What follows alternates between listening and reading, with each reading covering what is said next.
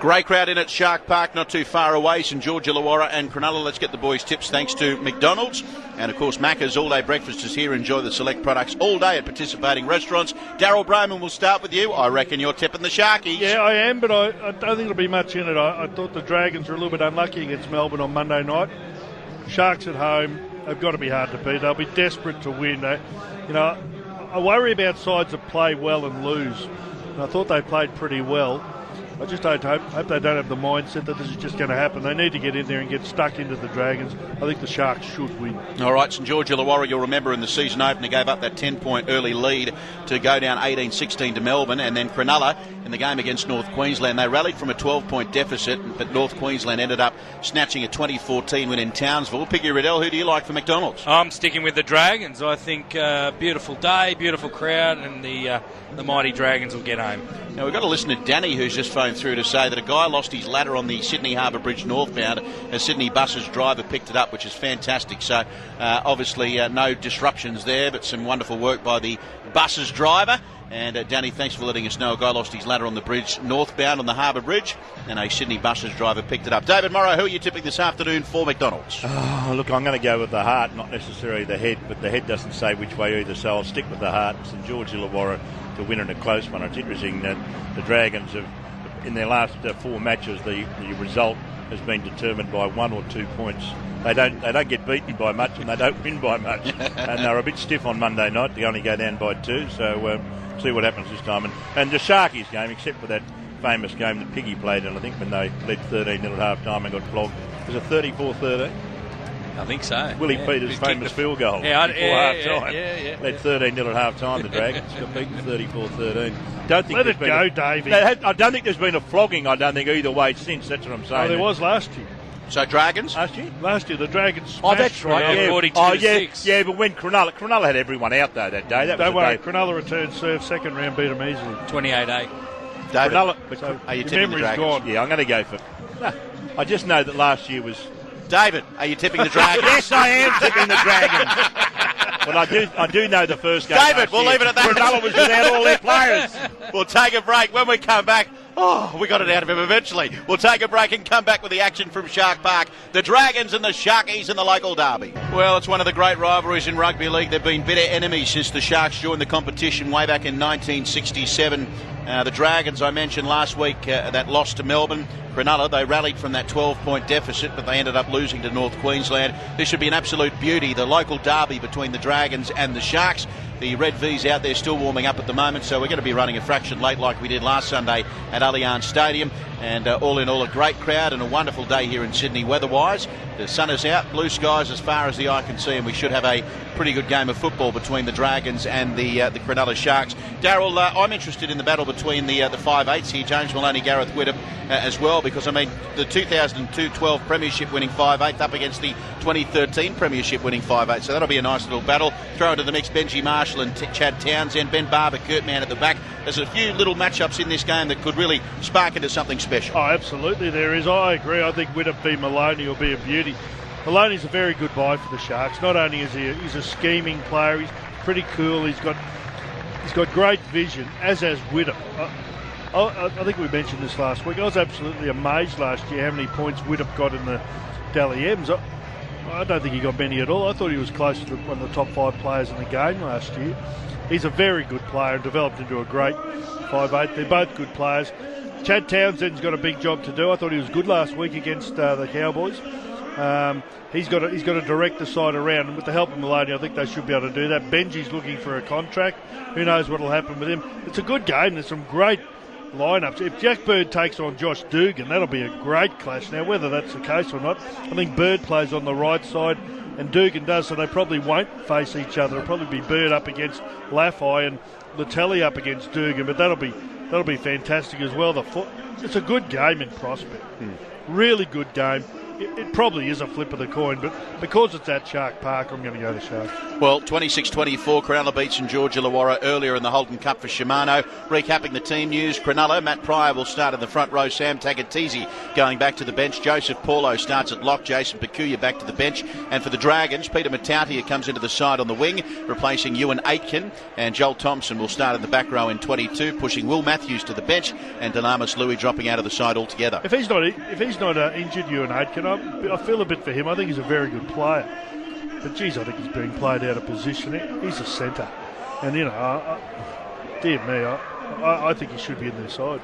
Well, from the time, Picky had a yarn to Paul McGregor back, I think it was even back Melbourne Cup weekend or thereabouts, and he said to us at that time, and it was before Laffey had signed, or around the time Laffey had signed, that Aitken was obviously the odd man out, that Mann was being trialled as a fullback, that Dugan was going to be in the centres, and that Aitken, who had such a great year last year as a centre, might miss out on playing at all. And yet last weekend he was in the centres and Dugan on the wing in defence, and they got caught short. Now, whether it was because Aitken came in and Dugan followed it in, which is the normal way a winger and centre defend, and that created a huge overlap that Coravidi scored the 2 tries that Melbourne scored with. But I'm a bit like you. I think Aitken's a super player. I think the big question mark is Kurt Mann at fullback. I thought he had a shocker on Monday night. He looked all at sea, so he's been given a reprieve. But honestly, from what I've seen so far this year, he's the man that I wouldn't be playing in that back line. Dugan at fullback and Aitken in the side is the best way to go on the wing. And maybe Mann on the wing or Mann in the centres, which is where he played all his football at the Melbourne Storm. Coming up later on tonight, Melbourne Storm and Gold Coast Titans, but you're with the continuous call team. We're about to get underway for the Cronulla Sharks and St George Illawarra Dragons. The Shark side has made its way back into the dressing room. Shortly the Dragons will do the same, and then they'll run out to the cheers of a big crowd down there in the Sutherland Shire. Darryl, a lot to like about the Shark side this year. Michael Ennis, his experience, and there was a terrific write-up in the paper today about him working on his leadership skills by working with the Australian cricket team, just experiencing what it's like with Darren Lehman, the coach, and Steve Smith, the captain. He's been a wonderful addition to that Cronulla side, adding the experience, and he's a little workhorse for the side. We know he's they call him Ennis the Menace for a good reason on the football field. A wonderful bloke off the field. He's a wonderful acquisition to the Shark side. Absolutely, he's been terrific for them, and they made the swap with the other guy who went to the Bulldogs. Basically, it was Ennis for, what's his name? Leisha, Michael Leisha. Yeah, they made the swap, and Ennis is probably more than 10 years Leisha's senior, but Ennis has been fantastic for them. He was great last year. Would have been very close to their player of the year, I would have thought. He's a great leader. He's an inspiration. He's a niggler. He's a bloke you want to play with and you hate playing against, I would think, Michael Ennis. And you throw in Wade Graham, who I think got to be on the fringe of State of Origin selection. I think he's a wonderful player as well. They've got a good side. I said it before, I think they've got a very good side. Matt Pryor's in the side. Joseph Paulo, his first time I've seen him in Sharks jumpers. He'll be interesting because he's got a bit of skill around the back of the rucks there. Yep. Got an offload, there's no doubt about that. And he might be able to maybe capitalise on some good work from these other guys. Luke Lewis in the side. Good team, mate. I hope Flano's spoken to the Fafita boys. That they gave away a couple of silly penalties and dropped a couple of balls last week, and I just hope they got their heads switched on today in front of their home crowd, because we know they're both talented players, in particular Andrew. If they can get everything under control in between the ears, you never know what they can produce on the football field. I just remember doing that game last week, and they looked a little bit disappointed with themselves, and they flashed away to Shane Flanagan in the box, who didn't look very, very happy at all. So if they can get their discipline under control, it'll help the Sharks going forward. Well, Flano doesn't look happy. He wouldn't look happy if you won the lottery. So I don't know if you take too much into that.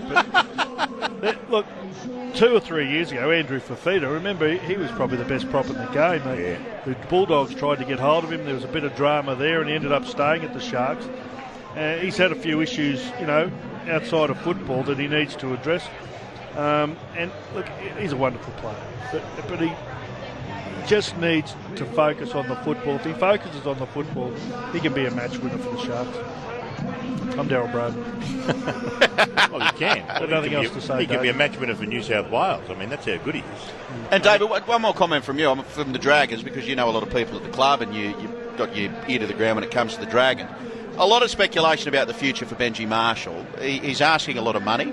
Do you see him long-term staying at the club, or do you see him going overseas to get some money? Or could he be back at the West Tigers?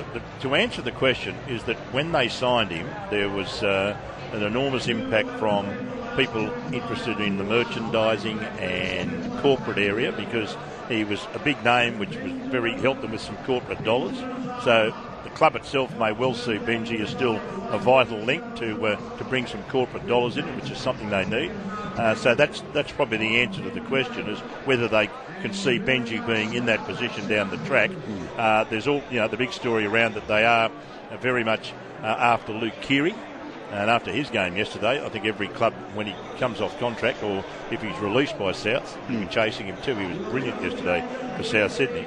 And that might also be something. If the Dragons got Keary, well, they could offload Marshall if that's what they want to do. But Benji getting to the end of his career, but he thinks he's still got 2 years to go. I doubt if he goes back. I don't think he'll be at the Dragons. I don't think seems he will to me either, as though they're not going to offer him the money he wants, and I don't think he'll be there. I can't possibly believe he'd go back to the West Tigers, because I don't think they'd want him. What? And the other thing too, Luke Brooks is being linked with a move to the Bulldogs. I don't understand why the West Tigers, they let Martin Tapau go for starters.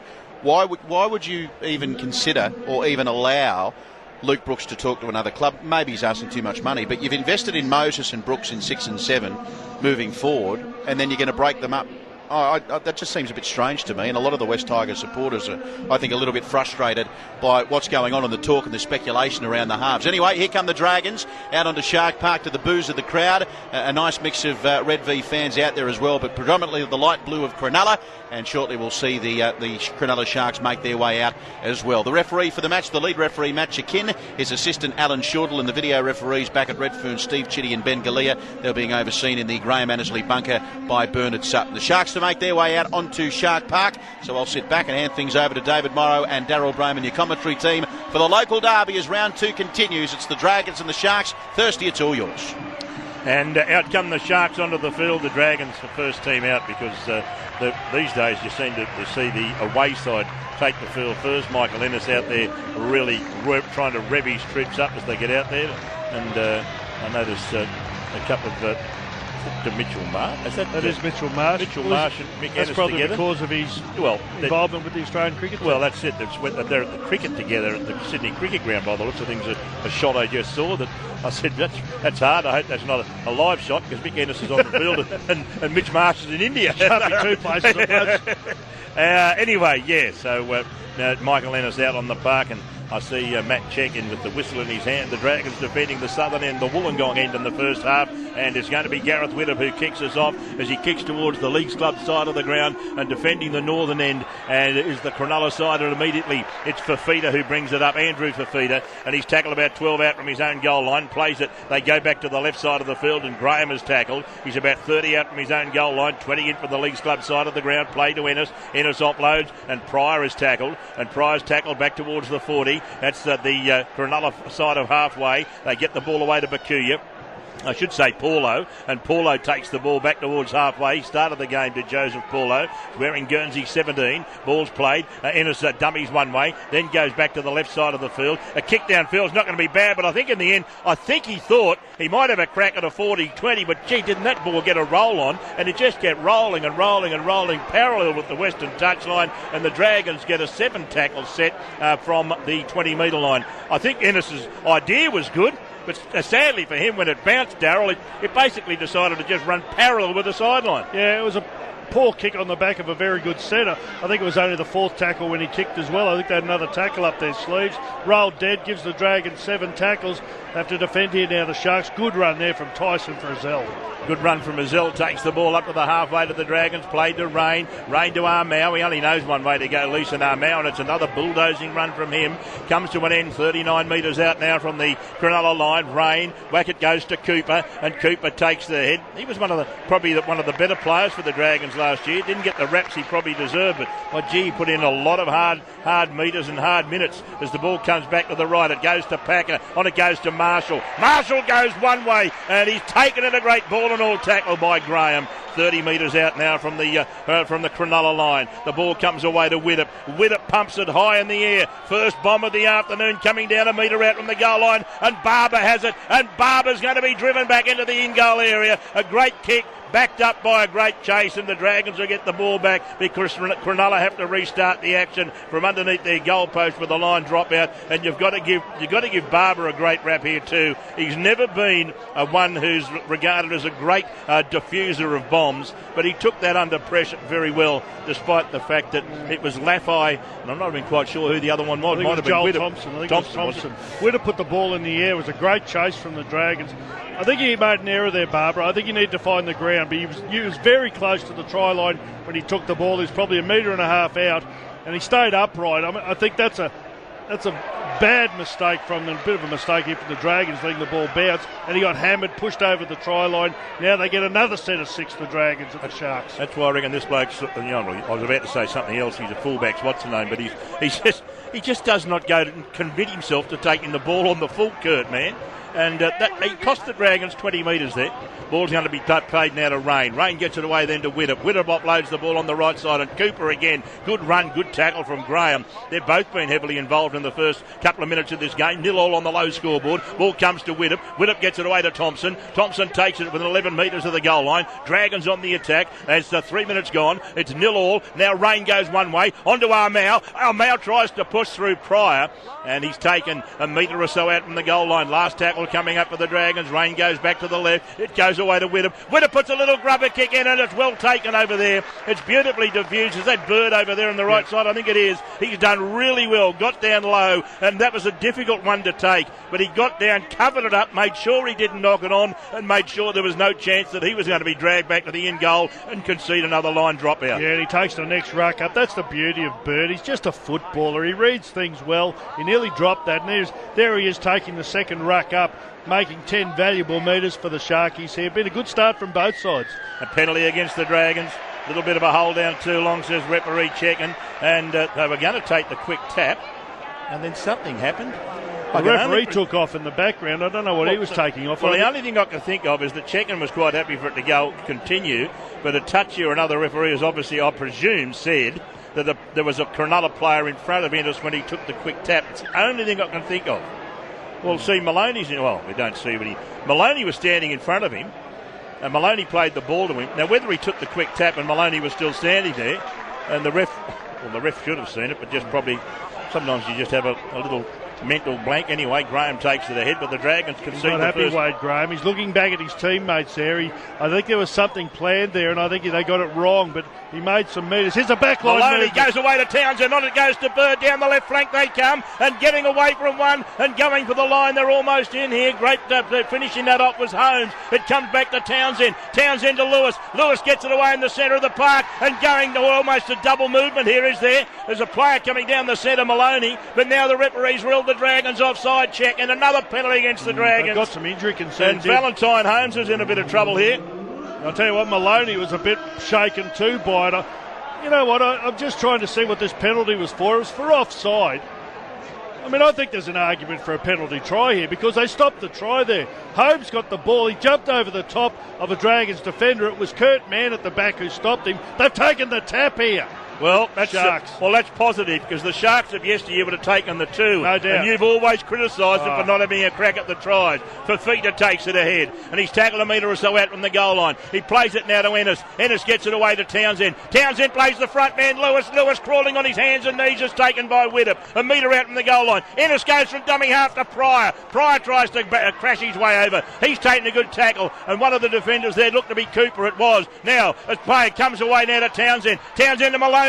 Maloney gets a pass away, it's loose, and Matautia falls on it. Did he put a hand on the ball? And that's what caused it to go loose. I think he did. This will be a knock-on against the Dragons. And now Matautia's down hurt, but the players are congratulating him. In fact, Matautia, I think he might have dislocated a finger here. Yeah, he has. I think in going for that ball. But if he hadn't gone for the ball, I have no doubt Fecky scores in the corner. Well, Sharks have started at 100 miles an hour. Oh, he's copped one in the head there, Maloney. He got up and had another crack. I'm just wondering, the penalty must have been for the high tackle, I think. And here's the ball going along the back line. It was knocked down there by Matautia as he went to dive on it. I think he's dislocated a finger, as you said. Geez, it's been a cracking start to the game from both sides, particularly the Sharks. They've looked good with the ball. Here they go. They've won the scrum. And they go back to the right, and here he goes, Lewis. Of course, he played a lot of football on the back, and he's almost got round the defensive line there. He'll play the ball 10 metres out. Ennis, he gets it away, and taking it up is Paulo. Paulo's tackle about 2 or 3 metres out on the Dragons line. 7 minutes gone, and on the low scoreboard, it's 0-0 between the Sharks and the Dragons. And as they try to get the ball through the defensive line, Andrew Fafita took it up, charges ahead, and they're all having a waltz with him. He's in the in-goal area, but that is a classic example of being held up because he didn't get even close to grounding it. There's 5 or 6 of them there. Not many of them had their hands on his body. They all had his hands on the ball. Make sure he couldn't get it down. Here they go again, the Sharks. Townsend, away it comes to Pryor, and Pryor smashed into the ground. 4 metres out from the Dragons line. It's the Sharks on the attack. They go one way, then they go back to the other, to Townsend out the right. It goes to Bird, and Bird, he tried to catch the ball and basically hurdle a player at the same time, but he couldn't catch it, and the Dragons are off the hook as Widdop falls on the loose ball, and that was a promising move from the Sharks that really has gone astray as Nightingale's picked up and dragged backwards as if he was a Nightingale, because he was in the air for a long time. Once you lift a player in the air, that's mandatorily held. Yeah. It took them a long time to call it, the refs. If they dragged him back to the in-goal area, it would have been a penalty. They've done well there, the Dragons, to hold the Sharks out, because they had a lot of ball for a long period of time, and they've done very well. As we see Rain run from dummy half, he's almost up to the 40-metre line here. But they need the break here, the Dragons. They need a nice set with a decent kick at the end of it. Matt Pryor there, I think he'd better watch where his hands are. I'll give him the benefit of the doubt. But if you saw that tackle again, you'd swear blind he's tried to eye gouge Rain, and I'll give him the benefit of the doubt there was an accident. But his initial tackle around the head, there certainly seemed to be contact in and around that area. And Rain didn't complain, which suggests to me that even though it was there, it was an accident. And the kick from Widdop on the last play finds touch about 10 metres out from Cronulla's western touchline. And really, the Dragons, that was probably a kick by Widdop. Says, right, we've just defended for 3 or 4 sets in a row. Let's just slow this game down and get our breath back and regather our composure. It's a good bit of football, I would have thought, Darryl. He's copped a hit in the chest there from Ennis, and he's got up a little bit dodgy there, Widdop. He's still sucking the big ones. You know, I thought the pass from dummy half was forward to Widdop, but they let it go. He's found touch here, so both sides throwing a bit at each other here. It's had a nice start to the game. The big front row for Fafita, he's making plenty of metres. 8.5 minutes gone here and on the low scoreboard. Sharks 0, Dragons 0, as the ball goes back to the left and they move it ahead again, and they're going to take it up, and they're going to play it here by Barber. Barber's in there taking the first hit up. We don't see that too often as Graham makes a good bit of a burst down that left flank. He's a good player, this bloke. He'll play State of Origin this year, don't worry about that. Ball comes to Ennis, and Ennis gets a shocking ball. I think Maloney out of dummy half, you know, it's amazing, isn't it? They're 5'8", they're half-backs, but you get them in at dummy half, and I know Piggy, I'm certain Piggy would agree, the number of quality players that get in at dummy half but don't know how to throw the good pass, because they're used to throwing the ball from higher up. When they've got to throw it from the ground, gee, so many times you see them throw a bad pass. Even though Ennis probably should have caught it, it wasn't a great pass to him. Knock on against Cronulla. The Dragons get the benefit of scrum feed near the halfway. It's amazing, isn't it? I think there's any doubt the Sharks have had the best of the opening, well, nearly 10 minutes they've played in now, but no score on the board to either side. The Dragons have defended well.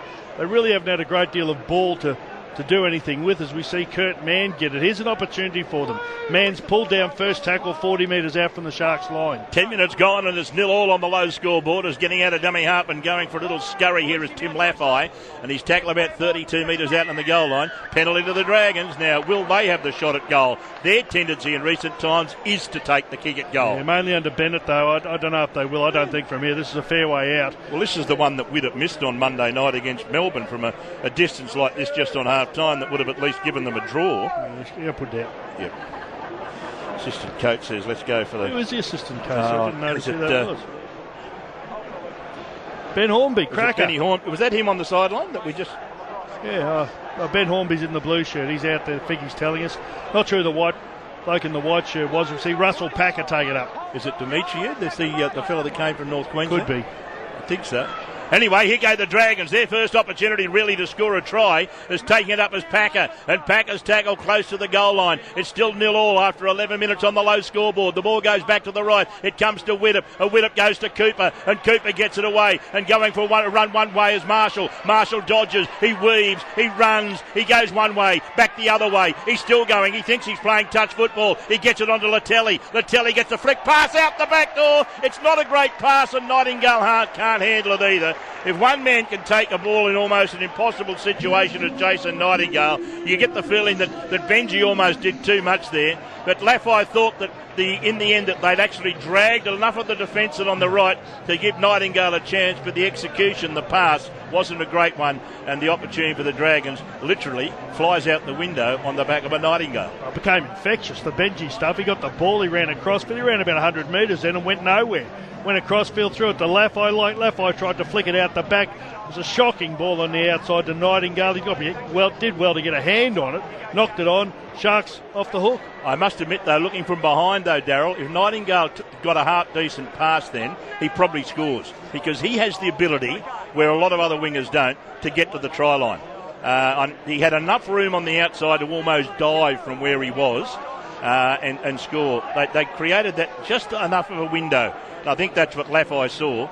So the pass wasn't great, but the idea was good. This is a good game of footy at the moment. 12.5 minutes gone on the low scoreboard. Sharks 0, Dragons 0. So the ball comes back to Fafita, and that's Andrew Fafita out there. His twin brother David is on the bench at the moment, 10 short of the halfway line. Ball comes to Michael. Away it's fed now to Lewis. Lewis back to the halfway line. He'll play it there right in the centre of the halfway. Last tackle coming up for the Sharkies. They go back to the left to Maloney. Maloney pumps it high in the air. This is going to be pressure with a capital P, and in the end, man started to come for it. Mataudia said, get out of the road. I'll commit early. Then runs to the line. He offloads to Nightingale, and Nightingale's going to take the ball about 25 out from his own goal line. Good work from Mataudia. And the reason I say that was good work, Darryl, is he called early. Man knew what was on. Man kept going upfield to perhaps give him a little protection, and Mataudia did the job expertly. Well, it was almost a decoy run, if you can call it that, from Man, because he ran past Mataudia, and Mataudia just took it effortlessly. Now, Man had his problems on Monday night in Melbourne. As we see a drop ball here from the Dragons. Cooper. Here's an opportunity for the Sharks as they spread it wide.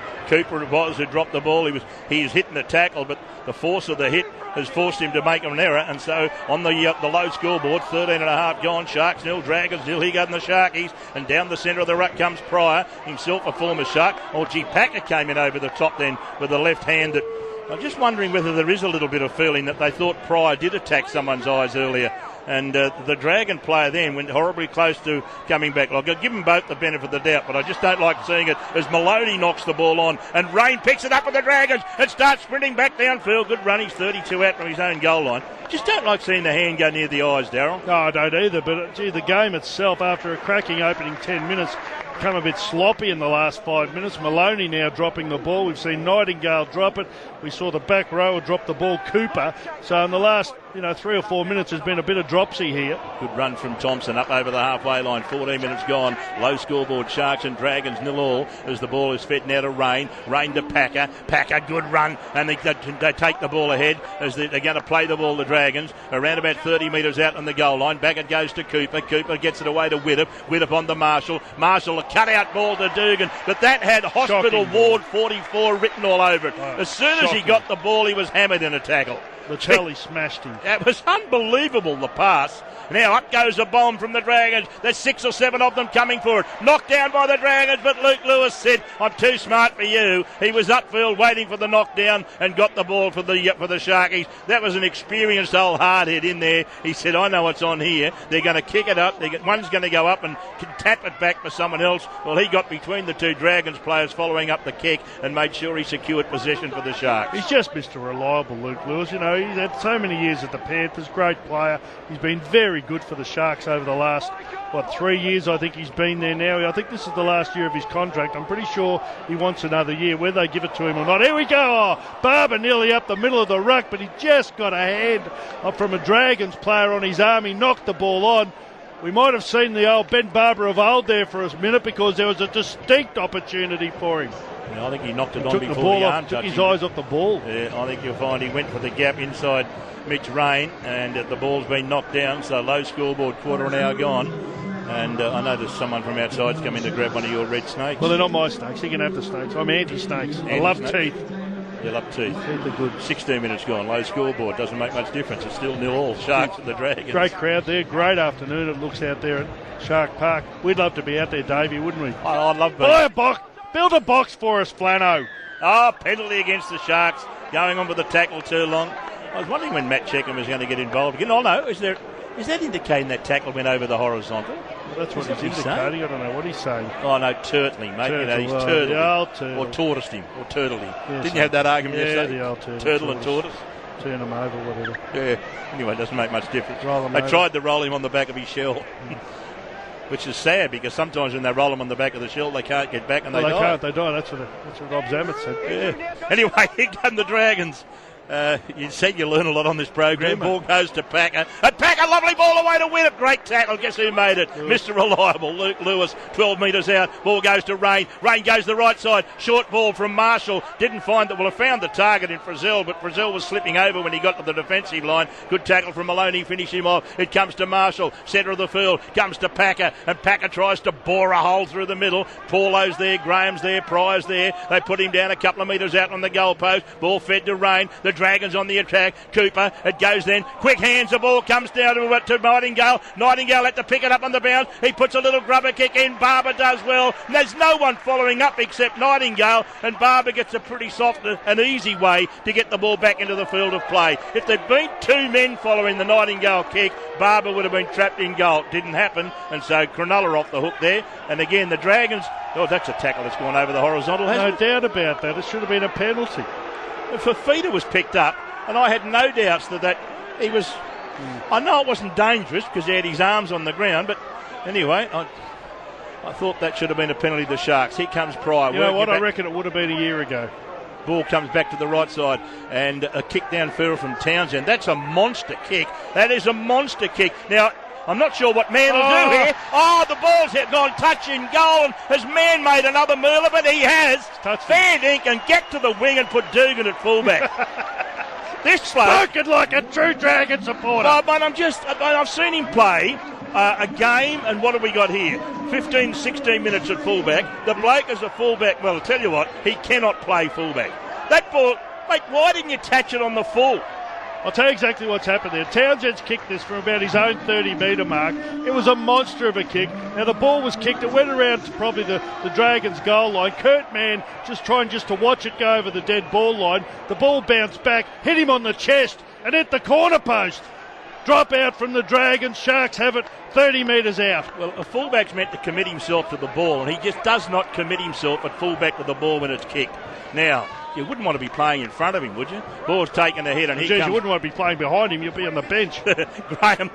Graham plays the ball. Here come the Sharkies. Ball comes out quickly. A loose ball that might have even been knocked down by the Dragons. Picked up on the bounce by Lewis. Trying to see whether the referee said 6 to go. No, I think he just said it wasn't touched by the Dragons. Ball comes back to Pryor. Pryor stands, delivers the ball to Barber. Barber gets on the outside. Oh, got on the outside of Benji. You let him go. And then he's finished off by Frizzell and also Dugan. About 8 metres out on the goal line. 2 tackles left in this set. Low scoreboard, 0-all the scoreline as the ball comes across now to Paulo. Paulo takes it ahead. He's tackled around about 8 or 9 metres out in the goal line. Last play for the Sharks in this set. Maloney goes to the line. He puts a grubber kick in. It comes off Dragon's leg. Was it play that? No, says the referee as they got the ball back here, the Sharkies. And then a grubber kick. Would you believe it comes off? Would you believe the grubber kick came off the boot of Fafita? It rebounded off one St George Illawarra player backwards. That player was with him. He went back but saw Mann was coming forward. He said, no, I'll grab this myself. And he took it back.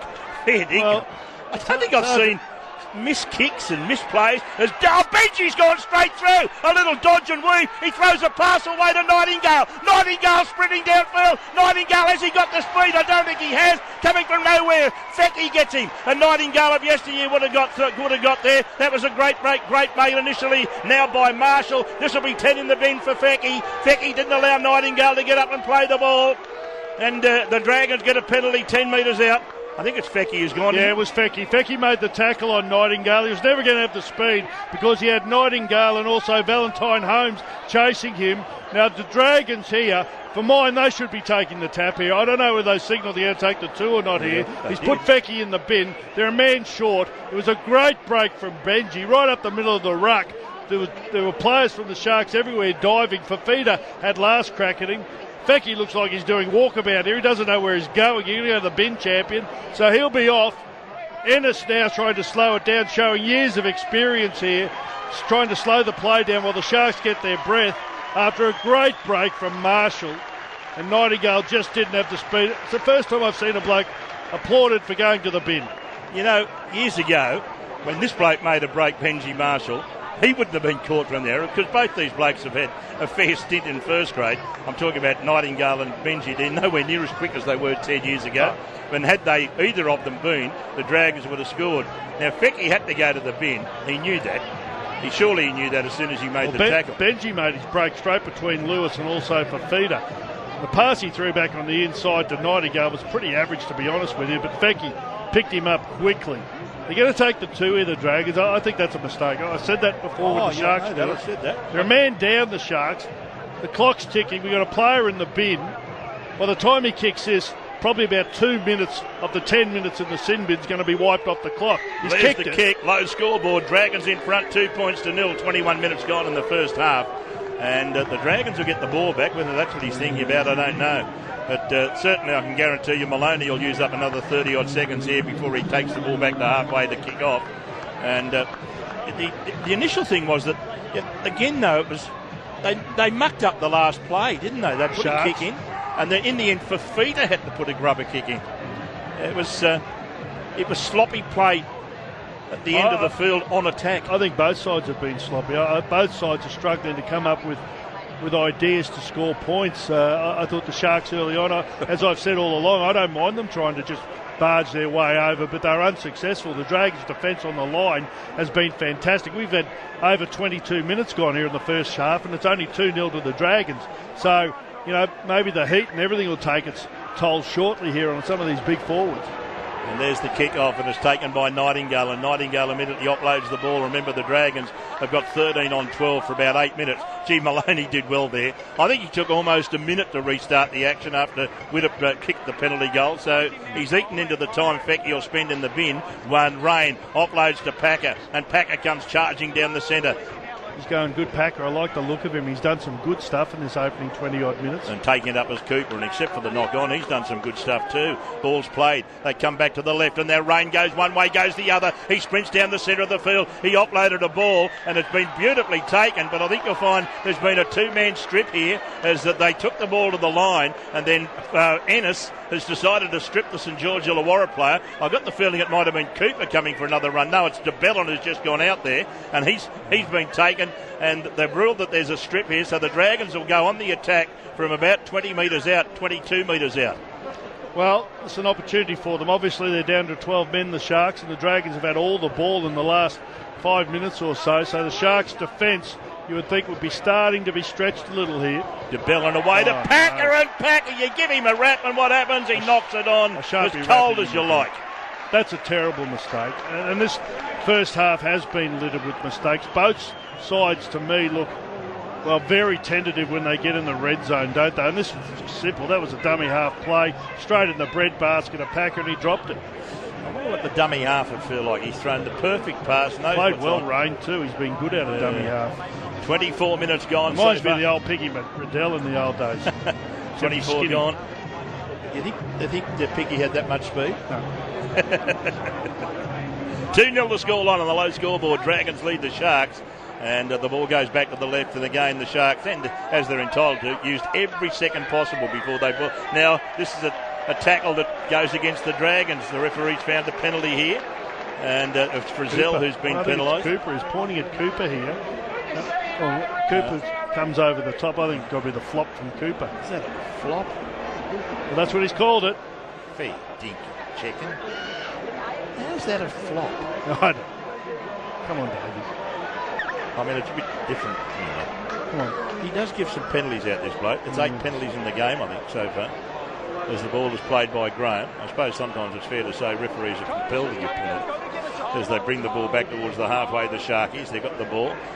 They'll play the ball to Ennis, and Ennis offloads to Graham. Graham takes it to the halfway line. Dragons lead 2-0 as the ball is being the player with the ball is being waltzed around, and he'll get up and play it just inside the St George Illawarra half. Away it comes then to Paulo. Paulo, second man play to Townsend. Another second man play to Barber. Barber comes back on the inside, and he's going to be tackled here. Rains there, Thompson's there. There's another defender there in the form of Widdop, and they'll put him down 30 metres out now from the Dragons line. 15 in from the western touchline. Ennis, on it comes to Lewis. Lewis in turn found a runner and taking it up strongly there. The 13 who's just come on, Jason Bakuya. Ball comes back now to Townsend. Townsend slips over, stops, props, gives it away to Bird. Bird goes one-on-one. He gets away from Widdop. He can't get away then from there's a number of defenders in there. One of them's Laffey, and one of them is also Thompson. I think Rain's the third defender. 15 metres out from the goal line. They'll go back the open side. It comes then across to Maloney. Maloney, the ball goes through his hands. Away it went to Bakuya. Bakuya gets it away then to Graham. I'm certain this is the last play. Graham puts a left-footed kick in. It's taken by Nightingale. He in turn is taken by Holmes, and Bird, he'll play it about 5 out from his own goal line. Well, I'll tell you something there. The ball went from Townsend through Maloney's hands. It finally finished up with Graham, and the hesitancy in the Sharks' back line, especially their two playmakers then, to not wonder what to do on the last play, beat me. He can't catch the ball, the 5'8" at the moment. Maloney's put two down. Fortunately, then it went backwards and straight in the hands of, I think it was Bakuya or Graham. And then he's just not being able to catch the ball. He's creating all sorts of drama from dummy half.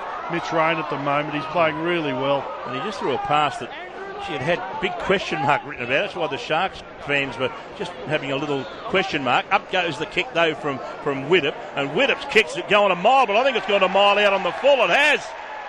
Well, that is a huge error.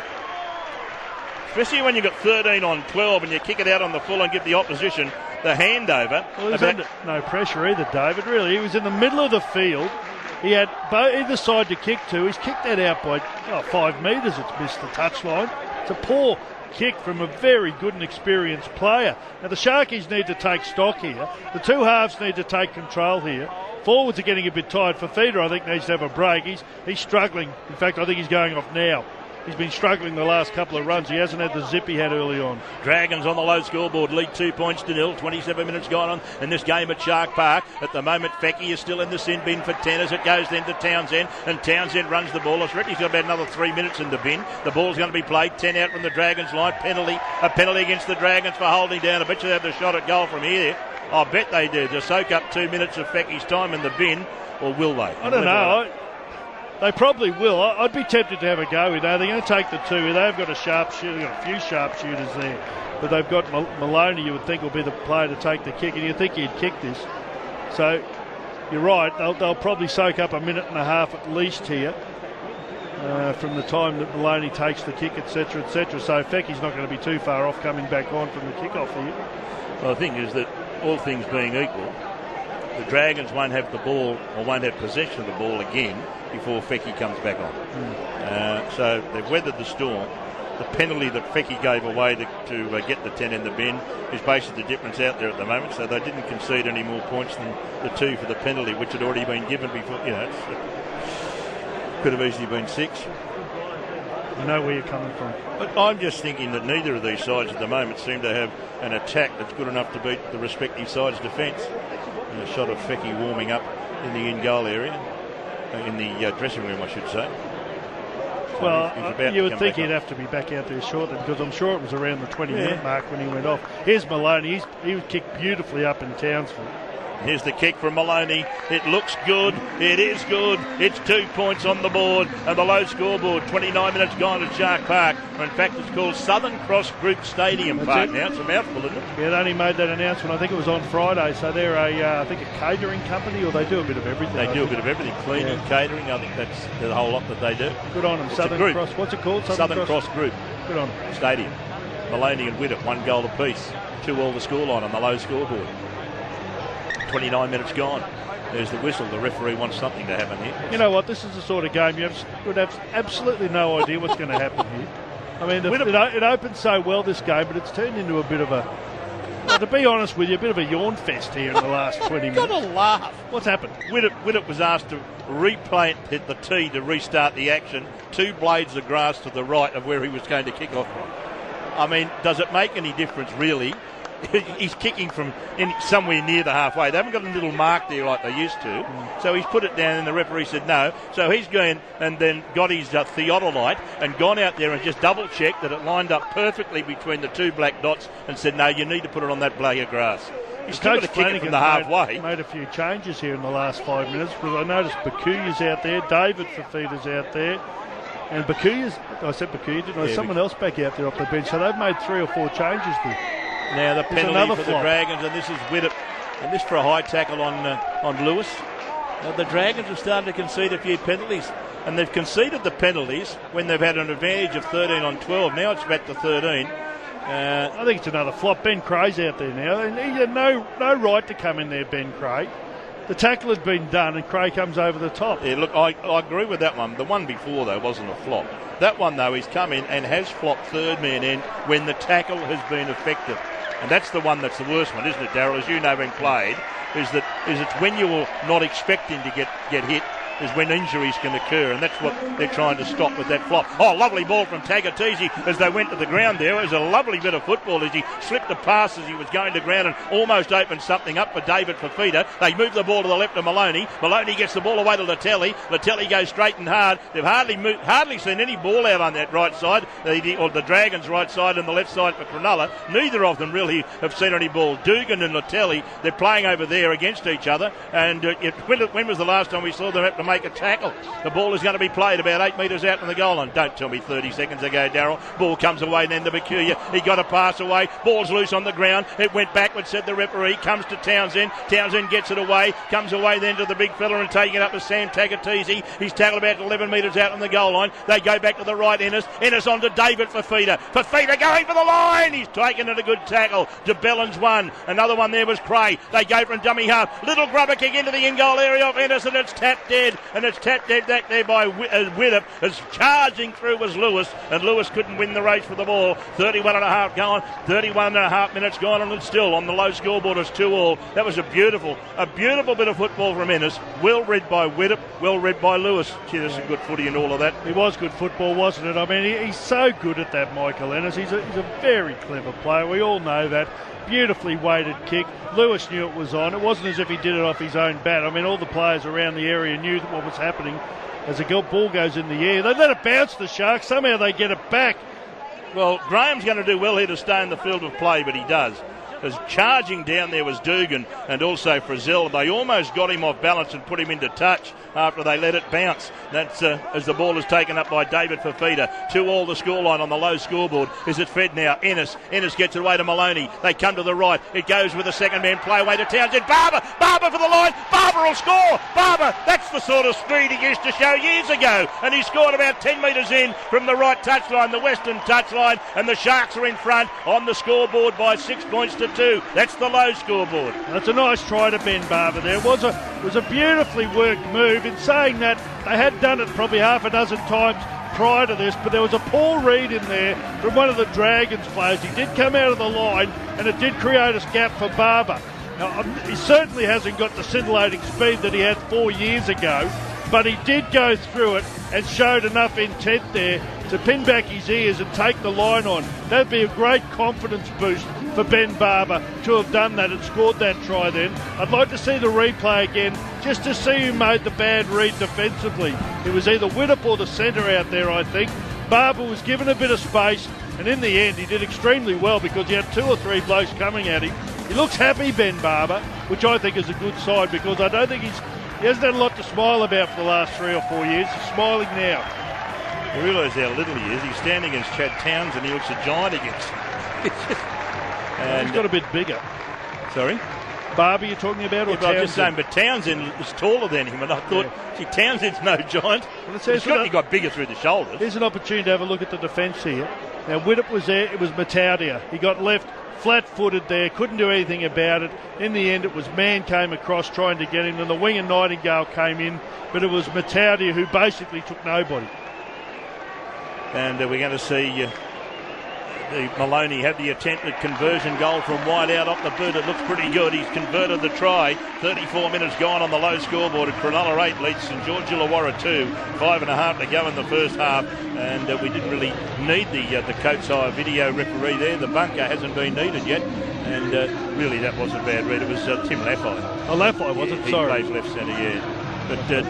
But Townsend did well to hold them up, but it's just... The end of the day is if you don't move up in one line and someone like Barber's attacking you, shut the gate. It's just the way the game's probably always been. If you've got a fast, good attacking player and you don't move up together, Darryl, you're going to get caught short. Amazing how much they look alike, those twins, isn't it? The Fafitas. Oh, yeah, good one, Darryl. I tell you what was difficult. The Safitis yesterday playing at Guernsey 11 and 17. At least the Fafitas here, mate. You've been looked after here. There's 8 and 16? Yeah, well, and also one starts, they normally replace each other. You don't see them on the field too often, certainly in the first half, do you? As taking it up as Lewis, and he plays the ball to Ennis, and Ennis gets the ball away, and this is David Fafita taking the ball strongly up to the halfway line, and he's going to be tackled just inside St George Illawarra's territory. It seems an age since the Dragons had the ball. Fafita being told to walk back 3 metres to play the ball. He's going to play the ball to Ennis. Really, since the Dragons got the penalty on the back of Fecky being sin bin, they've hardly had the ball. A kick downfield, rebounds off Dragons' leg. It comes back to Townsend. Townsend regathers. He puts a kick in, and would you believe on the grubbing kick through, Valentine Holmes has easily won the race with the ball and scores another Cronulla Sharks try. Luck's a fortune. The kick wasn't a great one. Rebounded off Dragons' legs. Townsend picked it up. He made the break and then put in the perfect rubber, and Valentine Holmes said, "Chewy on your boot," and he puts the Sharkies in front, and he's put them in front quite comfortably. 12 points to 2 on the low scoreboard. Kick to come. Well, they've gone to the video. They've gone to the bunker here to see if everyone's on side here. Now, the kick came from the halfback Townsend. It went straight in the back. I think it might have been Laffey or Widdop out there, but it bounced straight back to Townsend. He picked it up. He darted inside. Valentine Holmes is onside. You can't see him in the picture, but if you roll that back a few metres, you can just see that Val Holmes on the outside put his hand up, cool as a cucumber. He picks it up one-handed over the line as it was bouncing and puts it down, improves the position and puts it down. That'll be a try. I love Valentine Holmes. Well, it's official. If he wasn't onside when he put the kick in, Townsend did well. As soon as he put the kick in, he sprinted downfield, and by the time that you look back, you see that he's already put Holmes onside anyway. So this will be a try. You watch here. See where Holmes is. I reckon he's onside anyway when the kick goes in. No doubt he's onside. But you watch here when the kick goes through. Townsend sprints, and by the time Valentine Holmes gets the ball, I reckon at one stage Townsend, after kicking the ball, was in front of Holmes in the race for the goal line, which means he's onside because the kicker can put everyone onside. Yeah, I don't think we need to worry about that because he's behind him when he kicked the ball. There's no problem to it. Graham Annesley bunker, courtesy of Coates Hire. What are we going to see here? I reckon this is TRY, and Cronulla have opened up a handy break here on the Dragons, albeit on the back of a bit of luck. But it comes again on this momentum thing, Darryl. When was the last time the Dragons had a set of 6? Yeah, they haven't had the ball, have they? And the Sharks, after struggling in the opening 30 minutes or so to put any points on the board, they managed to put 2 tries on in the space of about 3 minutes. But I just love Valentine Holmes. He's just a footballer for mine. Most footballers then would have probably put 2 hands out, caught that, and just dived over the line. Well, he's a cool customer. He just caught it one-handed. Right hand, caught it, and just improved the position about 5 metres. Nothing seems to faze Valentine Holmes. Oh, geez, I think he's a good player. 15 metres in from touch, 22 metres out. Should be playing fullback, shouldn't he? Well, I think he should be, but Barber's done the job today. He has. Under pressure, he took one bomb fantastically well under enormous pressure. Here's Maloney. Opportunity to extend this lead to 2 converted tries, closing it on half-time.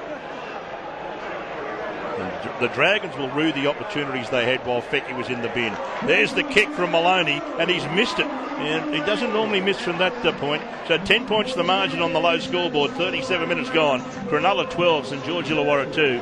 The Dragons had 13 on 12 for 10 minutes and really didn't look like scoring a try in that period.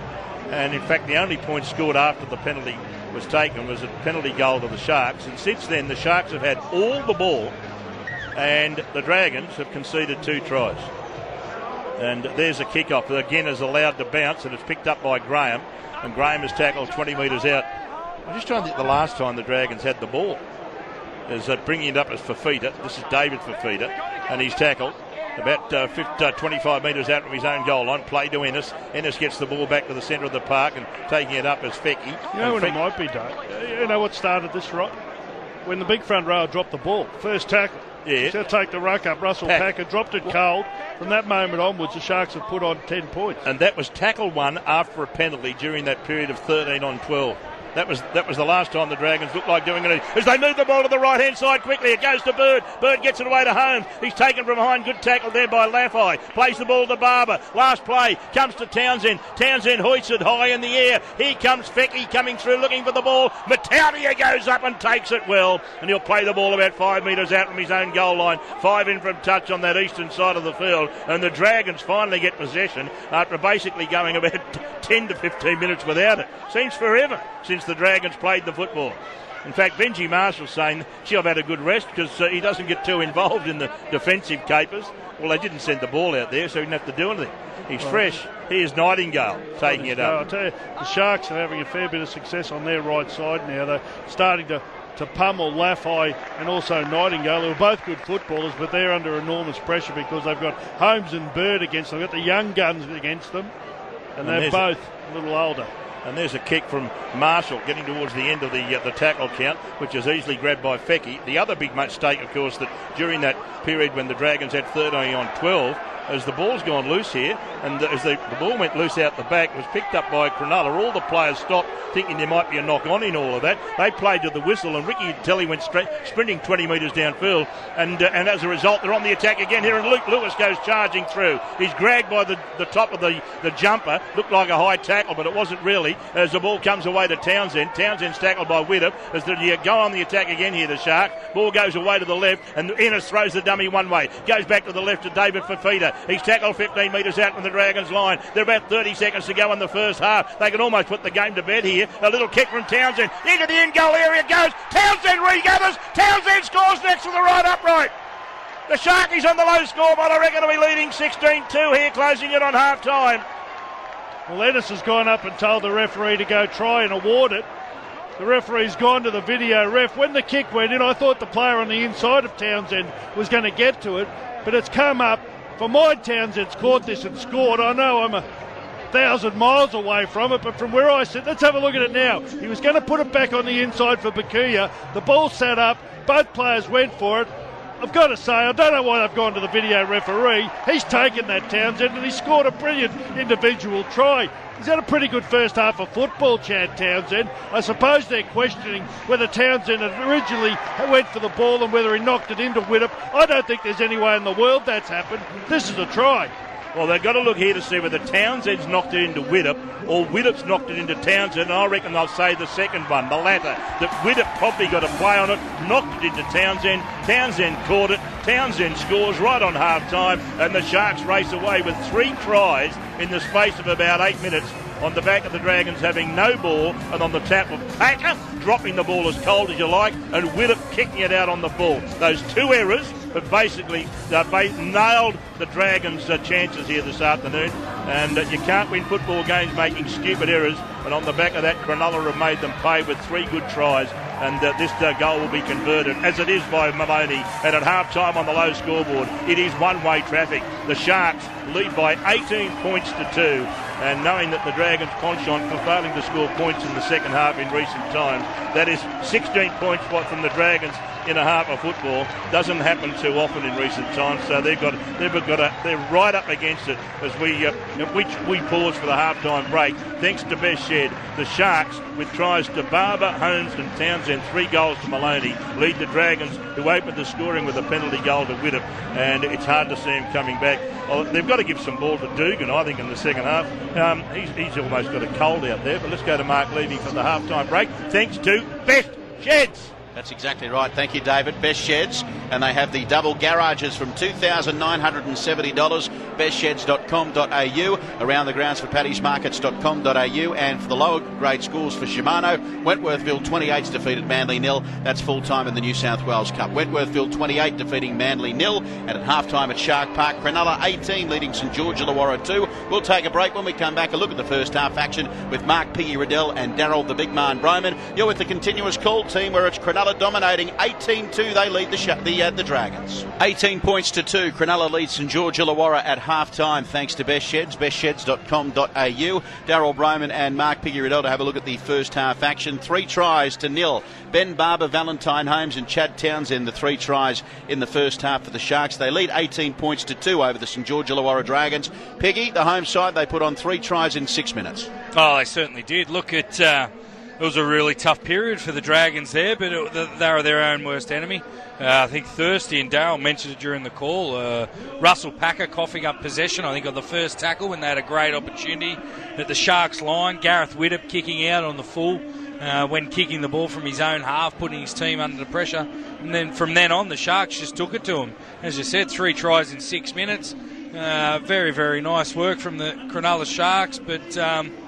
I'll tell you what, a lot of work to do for the Dragons. Just having a look at the statistics, Daryl, 61% of possession for the Cronulla Sharks to the 39% for St George Illawarra. You can't win football games when you don't have the ball, but as Piggy said, they've been their own worst enemy, the Dragons. Yeah, they have. I think you can add to that the mistake from Kurt Mann at fullback, the long kick from Chad Townsend, which was a beauty. But Kurt Mann was there waiting for the ball to run over the dead ball line. It took a strange bounce, hit him on the chest and hit the corner post. So they've gone from getting a 20-metre tap to having a line dropout. It's a telling stat, and it makes a difference to the score. As you said, they've done all the damage in a 6-minute period, the Shark. They're now very comfortable after looking under the pump, probably after 30 minutes of football when they had a man in the bin and it was 2-2. It just changed significantly. Chad Townsend's been fantastic for them. Yeah. Look, as I said all along, I'm yet to be convinced by Chad Townsend, but today he's been good. I thought he was good last week. Scored a wonderful individual try. He's been involved in just about everything that's happened on the right side. He set up the second try for Valentine Holmes. He put a kick through that was charged down. He picked it up, regathered it, then had the vision to put the beautiful kick through for Valentine Holmes. No one was ever going to get to it besides him. He might have even served up the ball for Ben Barber to score. He did. I was just thinking he's had a hand in all 3. Yeah, and he's had a fantastic game, but half-time, geez, if you're a Shark supporter, you're delighted. If you're a Dragon supporter, I would say you're a bit shell-shocked because, it's such an even game for 30 minutes and then it just went, bang, crash, wallop. At the moment, you'd say it's all over. 18 points to 2 at the break. Cronulla 18, St George Illawarra 2.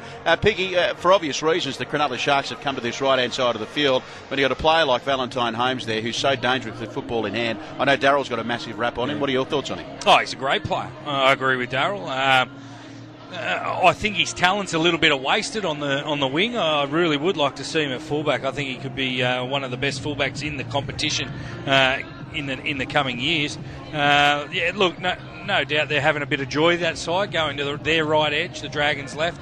They've found Laffey out a little bit there with, is it Mataudia on that wing with him, or Nightingale? Nightingale's on that wing with him. So, obviously an early combination there. Laffey only new to the club with Jason Nightingale. But I've got to say one thing, Mark. When the Dragons got the Sharks down to 12 men, I thought the way they played in that 10-minute period was poor to take advantage of the 12 men. First of all, I don't think they should have taken the penalty goal.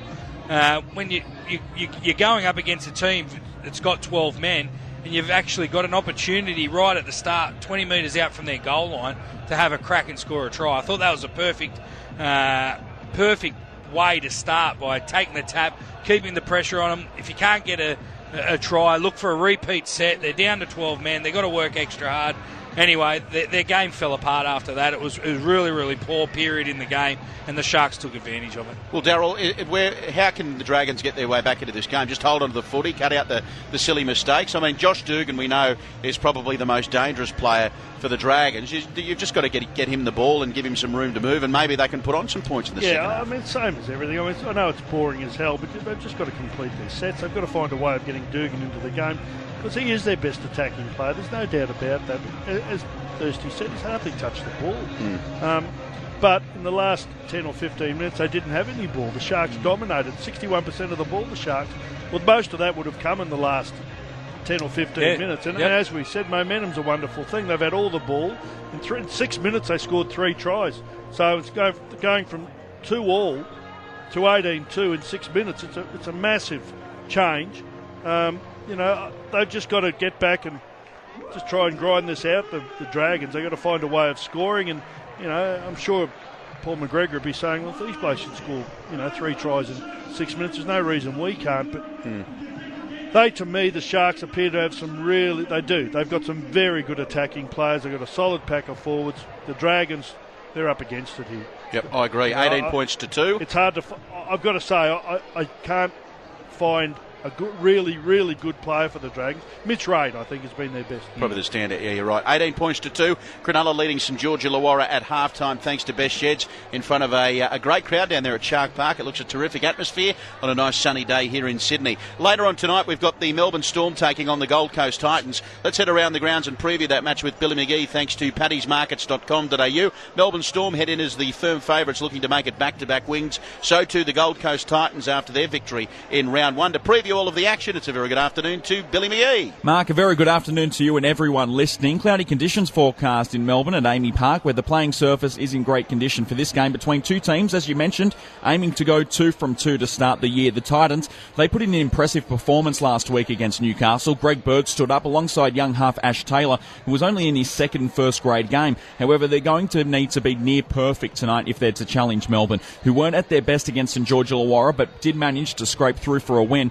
Billy Slater returned to the Storm, his first game since midway through last year, and the classy fullback looked good in his comeback from injury. He'll be looking to build on that first round performance. Team changes, well, for Gold Coast, we're expecting Nene McDonald to come in for John Olive, Luke Douglas to replace Eddie Pettyborn. Storm are expected to be 1 through to 17. I'll be able to confirm team changes an hour before kickoff. The referees for this match, Ashley Klein and Chris Sutton. The touch judges, Michael Wise and Shane Rem.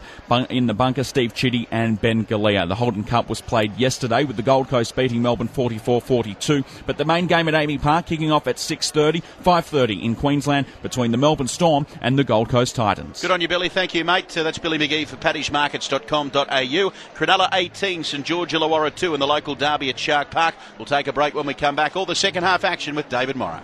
Great to have you with us. The continuous call team, Cronulla 18, St George Illawarra 2, as we await the teams to come out for the second half. David Morrow standing by to bring you all the second half action. Emails coming through at 2gb.com, 4bc.com.au. A couple of listeners tuning in from Bribie Island in Queensland that were emailing us last night. Good to have you with us again, boys. And some of our listeners up in Queensland saying that the Brisbane Broncos deserve to be premiership favourites. They've been the standout over the course of the weekend, and of course they'll be back in action over the next weekend in round 3 of the competition, and we'll run through a little bit later on what we're up to next week and the games we'll call. Melbourne Storm Gold Coast a little bit later on tonight. Monday night football this round is West Tigers Manly from Leichhardt Oval. 18 points to 2. The Cronulla Sharks lead the St George Illawarra Dragons after putting on 3 tries in 6 minutes through Ben Barber, Valentine Holmes and Chad Townsend. James Maloney kicking 3 from 4. And Sasai Feki was sent to the sin bin for Cronulla in the 21st minute. They've had 61% of the possession, Cronulla, 39% for the St George Illawarra Dragons. And they're just not completing their sets, the Dragons. 64%, 9 of 14, 16 of 20 for the Cronulla Sharks. All right, let's take you back to Daryl Broman and David Morrow for the second half action. Not far away from these teams, making their way up for the second half. Thirsty, they've got a bit of work to do, your Dragons. They're trailing 18 points to 2 on the low scoreboard. Well, they've got a lot of work to do, and I would think the first thing they should do is put Mann in the centres, put Dugan at fullback, and so the Dugan can touch the ball. I mean, he's their best, by far and away their best player, and they've got to give him a chance to score. But the game turned on Packer knocking the ball on. The Dragons had the ball. I was just saying to Darryl when I looked at those stats, I reckon the Dragons, when he knocked the ball on, were 9 sets from 12, and in the end they finished up completing 9 sets of 14. And the Sharks had all the ball for about the last 16 minutes. You just can't win games when you give the opposition that much start. You can't score tries without the ball, Darryl, and you can't win games by making mistakes. And it's easy. But they took their opportunities, Cronulla. And I thought they played the 10 minutes when Fecky was in the pen magnificently. They slowed the game down. They had a shot at penalty goal to use up a couple of minutes. Maloney took 30 seconds to restart the action. They took their time in a set. That's smart football. Absolutely, and that's what James Maloney brings to the side, mate. He brings some smarts, and you're seeing the benefit of it, I think, with Chad Townsend. But even though Maloney didn't have a great first half, he dropped a few balls himself. Wasn't fantastic. I'm a Sharkies man, as you know. The only thing that worries me, I just hope they don't put the cue in the rack here, the Sharks, and just look at the clock and just try and play out the second half and not concede points, because that's a surefire way of losing games. I've seen it happen so many times over the last 2 or 3 decades, where sides with a big lead start trying to protect it. I think I saw it on Thursday night with the Panthers when they played the Dogs. That's exactly what they did. They led probably not a similar margin to this. I think it was 16-6. Started to try and protect the lead and got beaten. The Sharks need to go on with this, and they really should. They should win this game. Well, 13 plus if you're a punter. They should be winning 13 plus. Yep, they're going to get first use of the ball, the Dragons, as Maloney gets ready to kick the ball off. The Dragons defending the southern end in the second half, the Botany Bay end, I should say the northern end, the Botany Bay end, and the Sharkies defending the southern end, the Woolawee Golf Course end, and there's the kick-off. And again, kicking towards that eastern side, which is the Leagues Club side of the ground, and the Dragons bring the ball back through Ben Cray. And the fact is that Cray's, I think, only had 2 runs, and he came into the game at 25-minute mark as the ball's taken up by Packer, and Packer works it out to the 30-metre line. He'll play the ball about 20 metres in from touch as Rain gets the pass away. It comes then out to Frizzell, and Frizzell doing something he's hardly had the chance to do in the first half. He ran the ball, they give it away to Dugan, and Dugan immediately looks dangerous. He's tackled back towards the halfway. Ball played to Rain. They take it up the short side again, and Tyson Frizzell himself before the Shark takes the ball strongly down this western side of the field. He's tackled 40 metres out from the Sharkies line. Back to DeBellin in the centre of the field. DeBellin takes it to within 32 metres of the Sharks line. Last tackle coming up for the Dragons. Rain goes back to the right. It comes to Marshall. Marshall pumps it high in the air. It's coming down a metre out from the goal line. Barber takes it well, and Barber is tackled about 2 blades of grass into the field of play. He was dragged back by Dugan, but they did well enough to make sure that they didn't concede the line dropout, despite the fact that his left shoulder is giving him some trouble after the tackle. I think that took a fair bit of the brunt of the Dugan tackle, and I think that's fair to say, Darryl, that is close to the Dragons' best set of 6, and now Dugan in back play is out down injured, and I'm not sure the referee's calling time up here, and it might be for the Dugan injury.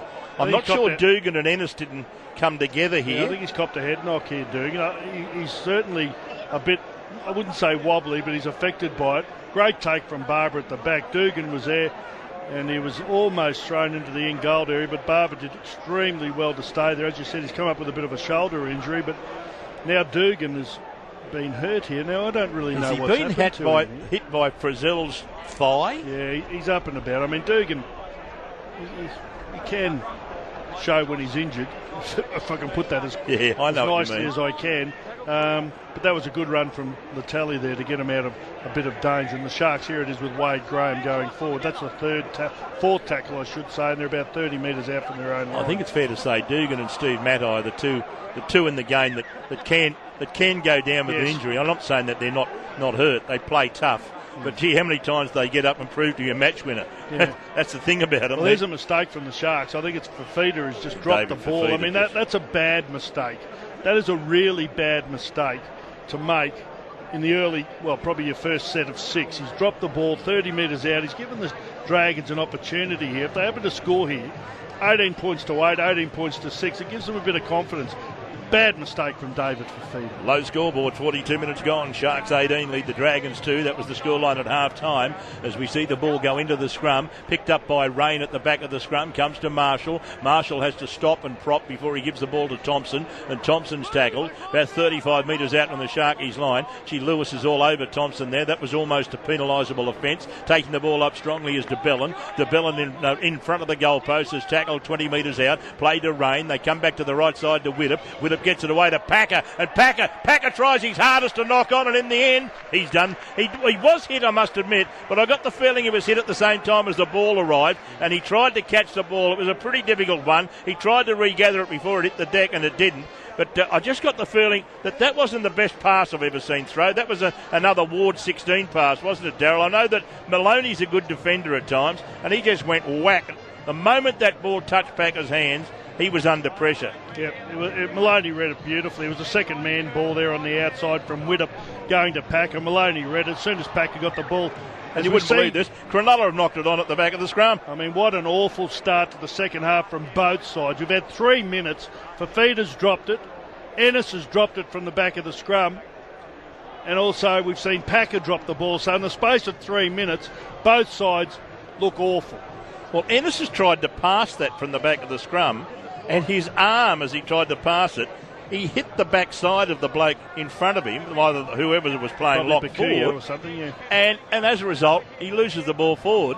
So Packer's mistake cost them absolutely nothing. Here's the Dragons on the back of the scrum, and Marshall gets the ball away. I'll tell you what, he almost got Dugan coming back on the inside. A great tackle from Graham. Little leg pull there. Dugan wanted the penalty. Not that it would have mattered much, because they would have had to take the tap, and there would have only been one extra tackle they get. Packer's tackle near the goal line. Ball comes away, and the Dragons try to go straight down the middle through Cooper, and I should say DeBellin. And DeBellin's tackled. He's going to be playing at about 3 or 4 metres out on the goal line. He'll play the ball deep inside Cronulla's half to Bellin. Away it goes to Widdop. Widdop throws a dummy. He goes back the right side of the field. He stops. He starts. Then he runs around Packer. Referee said play on. Crowd appealing for obstruction. I must admit, as soon as he went back the other side of Packer, he said, I'll stop here. No obstruction. In other words, no man was prevented from perfecting a tackle. Little grubber kick. Getting back to the ball. Fecky, I think you'll find he knocked it over the dead ball line. I think he has. Little grubber kick from Marshall. Just put a bit of pressure on the Cronulla line. And this has perhaps been the Dragons' best area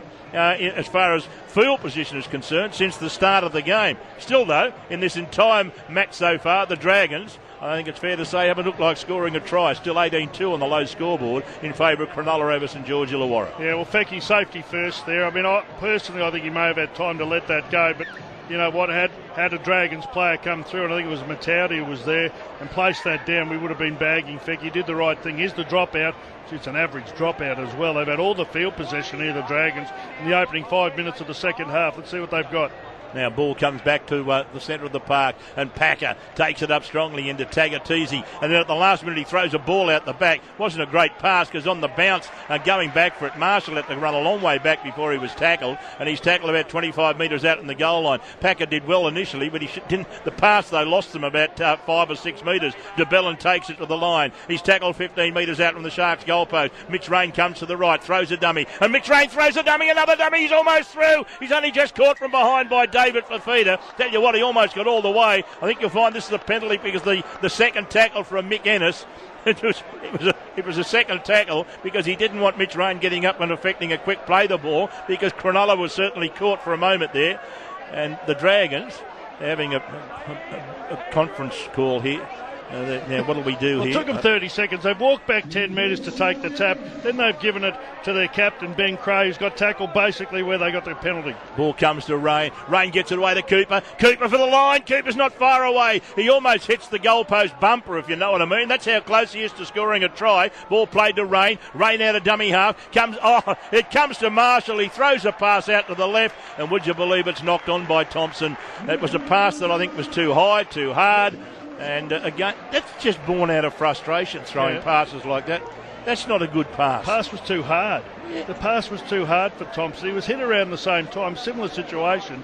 As soon as he got the ball, Jack Bird was there. He wasn't expecting that, Thompson. Took his eyes off it.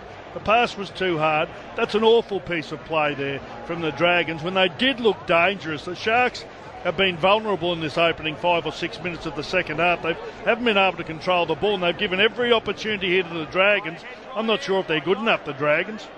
Well, I think their attack at the moment is showing what's wrong with them. They can't score points, Darryl. The defence has normally been pretty good. but now there's a penalty by the Dragons. Let's compound the error because they've a little bit of holding down, and now Cronulla, much to their relief, will get a penalty about 15 out in their own goalpost. Maloney will punch it into the Leagues Club, and they'll start a set somewhere up near the 40-metre line.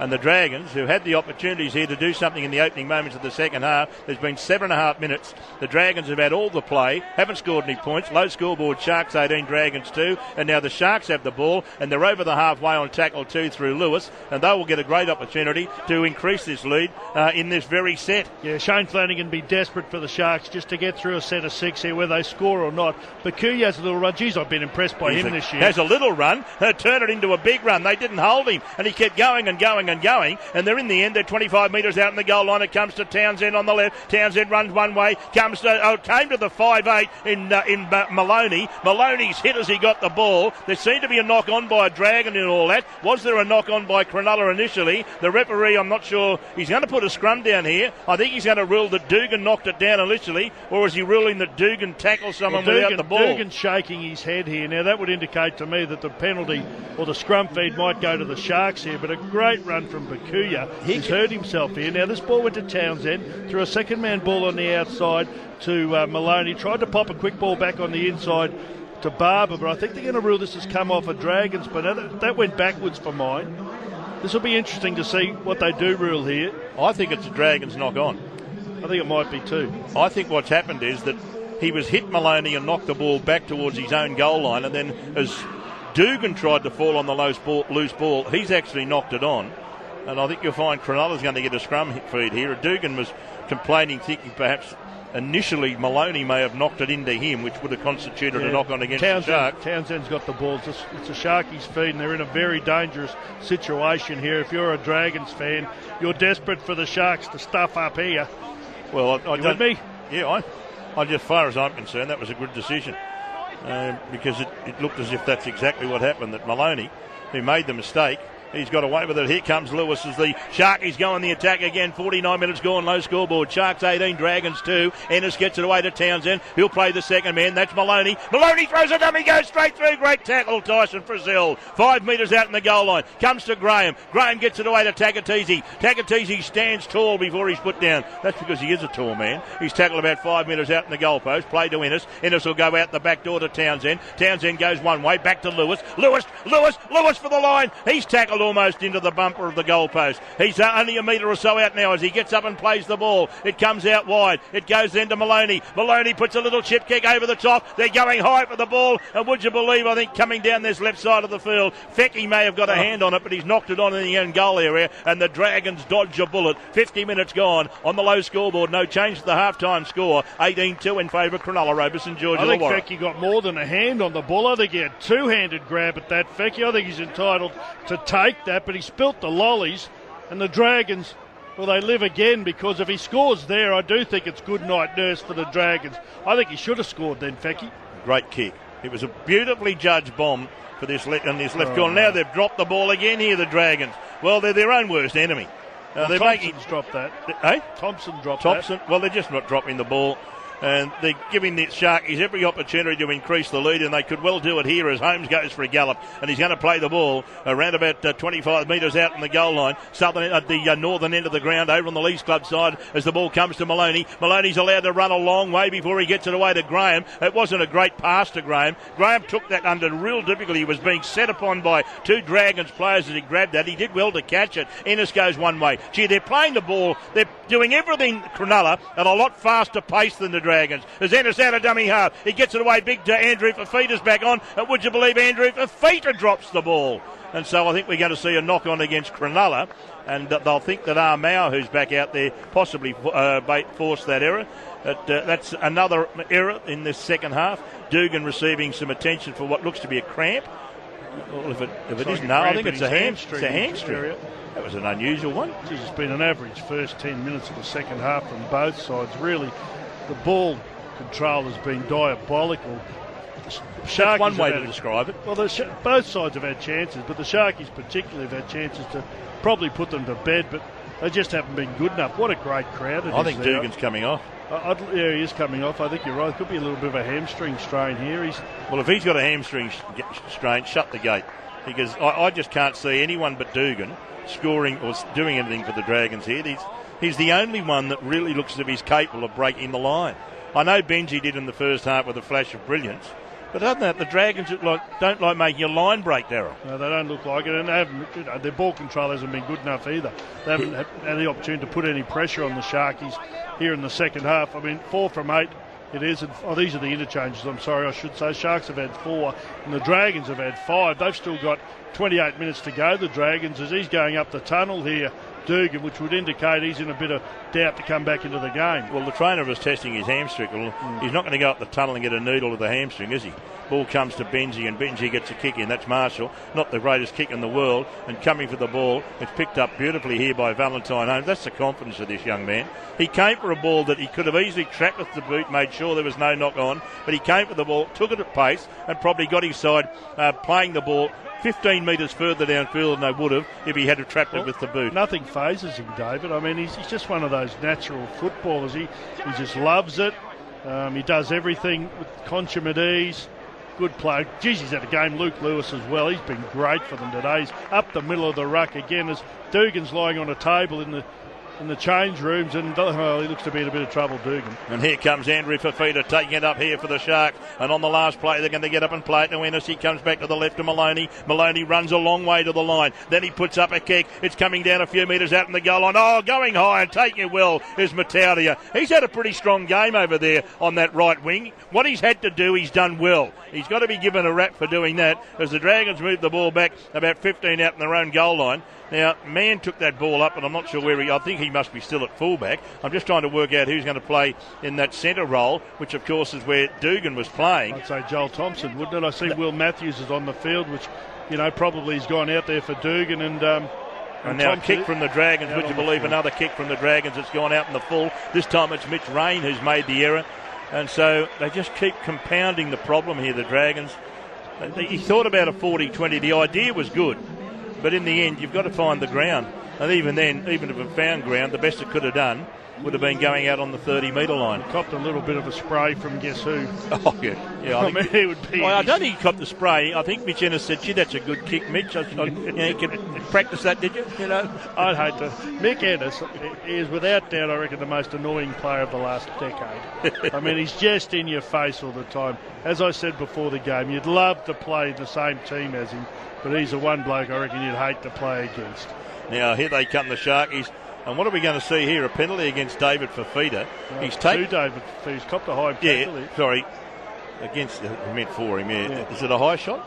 Yeah. Well, around the throat from Leeson Armour. Yeah, Leeson Armour. It's another one of those that, look, it's fair enough. The penalty's right. But it's another one of those where the arm coming in to affect the tackle just hits the top of the ball and slides up. We saw one on Friday night where they viewed it. He hit the player in the head and they said play the ball. That was infinitely worse than what just happened to Fafita. Well, the thing about he's allowed to interchange for penalties. These free interchange. Mate, it's going to happen. But the thing that I get angry about is when they reverse their decision for one thing, like we've seen them for line dropouts reverse the decision, which is good. But when they don't reverse it for something like a head-high tackle and get it right, I do not know. That was just diabolical as far as I was concerned. Pryor's coming on to replace him, so there's a free interchange for the Sharks. In the meantime, we've got Maloney 32 metres out, directly in front of the sticks. You'd think he'd kick this. I mean, I'm quite sure David Fafita's fine here, but this is the new tactic from the coaches. It's not a tactic. It's in the rules of the game. If it's a penalty for foul play, you get a free interchange. He's going off for a concussion test. Here's Maloney from 25 metres out, having a shot at penalty goal. He pilots over the black dot. Low scoreboard. Sharks in front by 3 converted tries now. Cronulla 20 leads St George Illawarra 2, and we've got about 25 minutes left in the game. And the Dragons, well, they are no hope from here. No Dugan. And the problem, of course, besides having no Dugan, is that they also can't catch the ball and they can't complete a set against a side that isn't playing any better than them at the moment, but they just happen to have a 3 converted try lead, and I just can't see where the Dragons are going to score 3 tries even to get back level. No, they're blown away in a 6-minute period, Dave. That's what's happened to them. The Sharks, I don't think their attack has been anything spectacular, but for a 6-minute period they had a golden period on the back of some great play from Chad Townsend. Ball's taken ahead now by I think it was Graham who took it up. David Fafita, I should say, he's up the tunnel at the moment for feed to David. Andrew's out there stretching as if he's got a hamstring or a calf problem. Ball comes back to the left to Pryor. Pryor works it ahead strongly. He's tackled about 5 metres his own side of halfway. Fafita getting back into the line. Ball fed to Townsend. Away it goes to Maloney. Maloney gets under a high tackle. His tackle just inside the opposition's half. He's a tough bucket, isn't he? I tell you what, he cops some around the head. There's Maloney, but he gets bounces straight up. He's a good player, isn't he? He's another bloke you like playing with. You know, he's tough. He gives as good as he gets. You know, and he's skillful. I know that, you know, blokes have told me he's had a magnificent impact on the Sharks. Yeah, well, Steve Price was telling me that, the assistant coach down there. He's a beautiful man. He's a great man. But he said the smarts that Maloney brings to the club's outstanding. Here goes Matthews playing the ball to Rain as the Dragons get the ball out, a kick downfield. In back play, Cray takes the ball up to Cray takes it up to the halfway. In back play, we've got a shot of Dugan receiving some attention, and by the looks of things, he won't be back as the ball comes to Mann. Mann makes a little half break down that left side. He's taken by Townsend and Lewis. This is one of the fewer... he went to get up and play that ball. Surely that's just a bad play, the ball by Kurt Mann. He didn't get to his feet. He didn't put his foot on the ball. The referee's got no alternative to ping you or give a hand over to Cronulla for a knock on. It's a penalty. It's a penalty every day of the week. He doesn't get to his feet. He doesn't play it with his foot. He's saying that Lewis pushed him, but Lewis may have... All of that's part and parcel of getting up to play the ball. He's going to rule a knock on here. Davey, Kurt Mann. Well... mistakes. He hasn't had a happy game, Kurt, man. No, he hasn't. He didn't have a happy game on Monday night either, so I would imagine they're wearing a bit thin with McGregor, because they're going to be... Well, if they get out of this, it'll be remarkable. Well, they're going to be 0-2, and they've got the rampaging Rabbits at the cricket ground next Sunday afternoon, so they too could be 0-3 after 3 rounds. It'll be interesting to see which teams could be 0-3 after 3 rounds. It'll be quite unusual, the number of Sydney-based sides that might be all on 0 after 3 rounds of the competition. Here comes Lewis. Good run from Lewis. He stands, delivers a ball, and he tried to get it away on the outside. He can't. I think he might have at the last moment got a pass away. He did. They're going to play the ball deep inside the opposition's half as Graham plays the ball. It goes to Ennis. Ennis gets it away then to Pryor. Pryor straightens up. He's played strongly today when he's been out there. He's tackled 22 or 23 metres out from the opposition's line. Almost an hour gone. Low scoreboard, 20-2 in favour of Cronulla. Long cut-out pass comes to Bird. Bird puts a grubbing kick in and getting back there and doing a good job. Well, Mann had done a good job, and then he got back into the field of play. He was too upright, and very easily for the Cronulla defence to bundle back into the in-goal area, and it's a line drop out to restart the action. Yeah. And guess who it was? Luke Lewis. Fafita and Lewis, both of them were there. It was a great tackle from them. He didn't get to the ground, and in this day and age, you need to do it. I mean, this is a great break for the Sharks, because instead of the Dragons having the ball here, he was probably 3 or 4 metres away from his try line when they nailed him. But Lewis and Fafita got him and dragged him into the in-goal area. This could, they're leading by 20 points to 2, but this could be the nail in the coffin here for the Dragons. If they score again here, there's absolutely no way the Dragons can come back. I'll tell you, they've been a bit stiff there, though, the Dragons. Fafita was a metre offside. Oh, was he? And he was the first man down there. But, in saying that, man still should have done a lot better than he did. Here go with the Sharkies, though, as the ball comes back to the left, as they take it ahead and take it in strongly through left centre, Ricky Latelli. And Latelli's tackled 15 metres out. He'll play it to Ennis. Ennis comes the open side. It's fed to Graham. Graham stops, props, gives it to Maloney. Maloney to Townsend. Townsend gets it away to Barber. Barber's set upon out there by Laffey, and he'll play the ball about 12 metres out on the goal line. So they'd almost got on the outside of the Dragons' defence there, taking it ahead and taking it up strongly. Here is Paulo. Paulo almost gets to the goal line. He's tackled a few metres short. They're on the attack again here, the Sharkies, leading on the low scoreboard 20-2. Ball's played to Ennis. Ennis will go back the right side. He gets it away to Fafita, and big Fafita, Andrew Fafita, he's almost there, and then they come in numbers, the Dragons, to push him back into the field of play. Last tackle coming up for the Sharkies as the ball is going to be played to Ennis. He gets to his feet slowly, does the big fella Fafita. Play to Ennis. Ennis offloads now to Townsend. Townsend to the line, puts a grubber kick in. I reckon it'll go dead. Flying through the air there was Graham, and he tried to do one of those acrobatic little flickbacks that some of these players are quite capable of doing these days as the ball was sailing over the dead ball line. He didn't.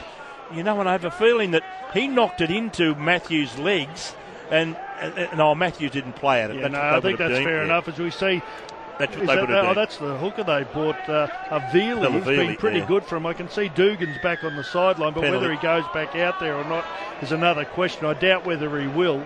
No, he won't be. He's got ice on his right hamstring, so there's a problem there for him.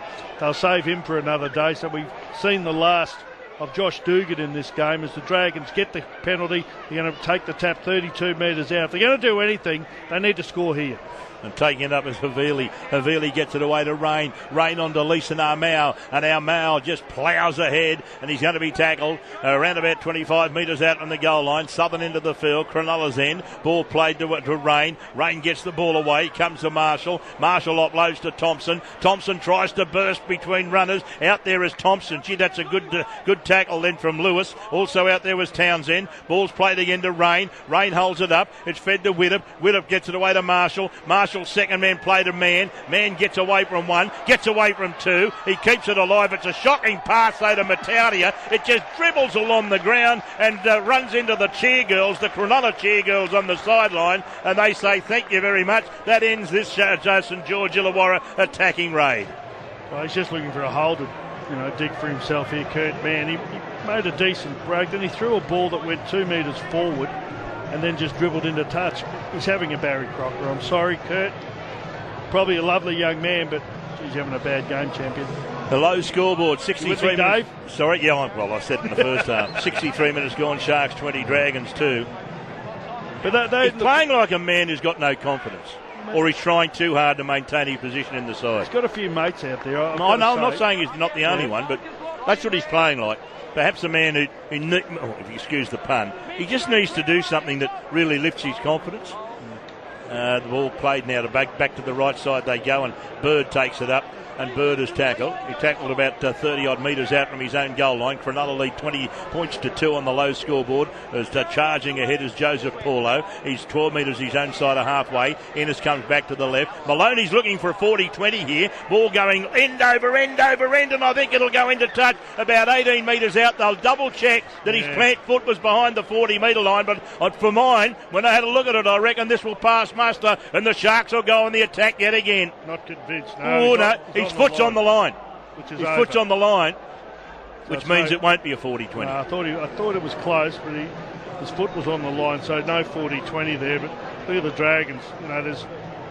They've got 16 minutes to go. They walk back seriously as though they've almost conceded the game. I mean, you would think it was 16 minutes to go. You should be desperate to get back there, pack the scrum, save yourself 10 or 15 seconds, but they haven't. As Widdop gets a lovely ball and gets into a gap, but that move was well read by Townsend. If he was half a metre away then Townsend, I reckon Widdop's on a great run downfield. Townsend just read what might happen there and got himself into position to effectively tackle Widdop. That was well read it was a good work piece from the Dragons. Beautifully read by Townsend in defence. Amazing what a bit of confidence was. Well, Chad Townsend's playing like a man possessed, and because he's got his confidence, everything's going well. He played very well last week too. He surprised me, and he's been great today. Now taking it up is Frizzell. Frizzell plays it to Rain. Rain offloads the ball to DeBella, and DeBella knocks the ball on. And another round of applause from Mick Ennis. And we're going to go to Billy McGee in just a moment, or Paddy as I sometimes call him, because we normally go there courtesy of paddysmarkets.com.au at 20 points to 2, and it's Cronulla leading on the low scoreboard over St George Illawarra. So let's go to Billy McGee courtesy of paddysmarkets.com.au. Billy. Yeah, thanks, Thirsty. We've got some team changes and some big news out of Melbourne. Billy Slater has been ruled out. He has shoulder soreness, the same shoulder he had surgery on, so Curtis Scott in jersey 20 will make his debut. Ben Hampton in 19 comes onto the bench for Christian Welch. He's dropped off. For the Titans, as we expected, Nene McDonald comes into the side in jersey 20 for John Olive onto the wing. Eddie Pettyborn has been ruled out. Luke Douglas comes to the bench. Ryan James will start with Ignatius Parsi dropping back to the bench. Just on Curtis Scott, I'm pretty sure he's a Cronulla junior. I saw him play in the nines. He's a quality player. He's a big, tall thing. he'll play well for Melbourne tonight. I think he is a fullback, but you'd imagine Munster would play fullback. And now let's see what happens here as Cronulla go on another attacking raid deep inside the Dragons territory. It comes to Ennis. Ennis goes to the line, puts a little grubber kick in, and flying through from nowhere. Jason Bakuya, I think, has pulled the Dragons' pants down and scored behind them all as they were ball watching. Bakuya's come from nowhere and scored another Cronulla try. Oh, again, it was a beautifully weighted kick from Michael Ennis. Bakuya's got up celebrating. He thinks he scored. The referee thinks he scored. I think he might have as well. Let's have a look here. Try. Bakuya's got there, got his hands on at the 5'8". Widdop was trying to get there. Beautifully weighted kick from the hooker Michael Ennis. Set up perfectly for Bakuya. There's no doubt he got that down. This is a try. And the Graham Annesley coach higher bunker says it's a try, and look how quickly that decision's made. It's great to think that this innovation this year has just changed the way we look and listen and understand the video ref. It has revolutionised the whole concept. Changed the way we live, David. Sorry? It's changed the way we live. It's changed the way we get home at a decent hour to have dinner. I don't get cranky. I sleep okay, and I'm not kicking the dog and stuff when I get home. Good stuff, NRL. Yeah, no, it's a great innovation, and it's working perfectly. Great kick from Ennis. You thought though the Dragons were just backing off again, not showing the intensity required to get to the ball first. Bakuya wanted it more, got there, scored the try. Low scoreboard, Sharks 24, Dragons 2, and Maloney has a chance to make it 26 points to 2.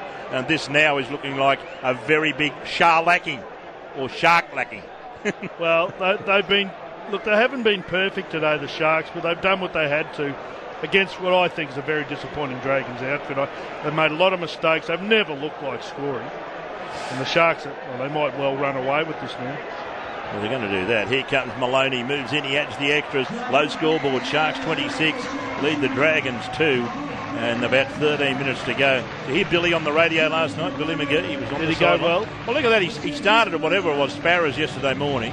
He did work all through the afternoon. And then finished up at Pertec last night doing the sideline. I'm not sure how many hours he worked, but he seemed to have worked 25 because I'm certain he worked through his lunch hour as well, so he gets 25 hours for that. The A-League show. I'm going to give him tomorrow off. And he's also got a great plus coming up. He's off to Rio for the Olympics. He's in the newsroom tomorrow, Darryl. You have a day off, Bill. So Mark can have a day off. We'll bring Mark in. I want a day off. Here go the Sharkies bringing the ball back. And they're bringing it back as Graham. And good luck to him. His first Olympics, he won't forget that. And, I wish I could go. I've never been to the Olympics. No, well, I said once. I'll go with you one day when we're both retired. It'd be great. What do we do? Anyway, I remember a school teacher once saying to me, it's one of the greatest thrills of your life if you ever get a chance to go to one. And in the end, I've been to 8. So, I mean, it's something special. Good luck to you, Billy. Anyway, ball comes away through the hands. Oh, I'll tell you what, there was a good bit of football there, and in the end, it wasn't so much a bad pass from Paulo. He was hit as he tried to get the ball away to the left. The ball went to ground. There were 2 or 3 Dragons there, but the Sharks again showed they wanted it more. They got there quickly, and they've given themselves another opportunity here, deep in the tackle count. Up goes a kick from Townsend. It's coming down short of the line. Going high, Bird. Bird plucks it out of the air, but can't get to the try line. It's a handover, a metre out from the Dragons goal line. But, again, there was just that little element for mine anyway, Darryl, that I'll give man came for the ball that way. At least, you know what? Dragons have knocked this on. Kurt Mann has now, I think, knocked it on from the play the ball because there's a bit of a push and shove going on here. There's a roar from the crowd. We didn't get vision of it, but I tell you, I'm absolutely certain a Dragons player has dropped this. It's your man, Kurt Mann, knocked on. Oh, he's had a poor game. And that's what happens, isn't it, Darryl? When everything goes against you and the confidence is down and a little push in the back of the head, I don't think he deserved that. Jack Birdie came in, gave him a little tap to the back of the head, but when you're on top, I mean, the Sharks almost toyed with the Dragons in that last set of 6. The bomb went up from Townsend.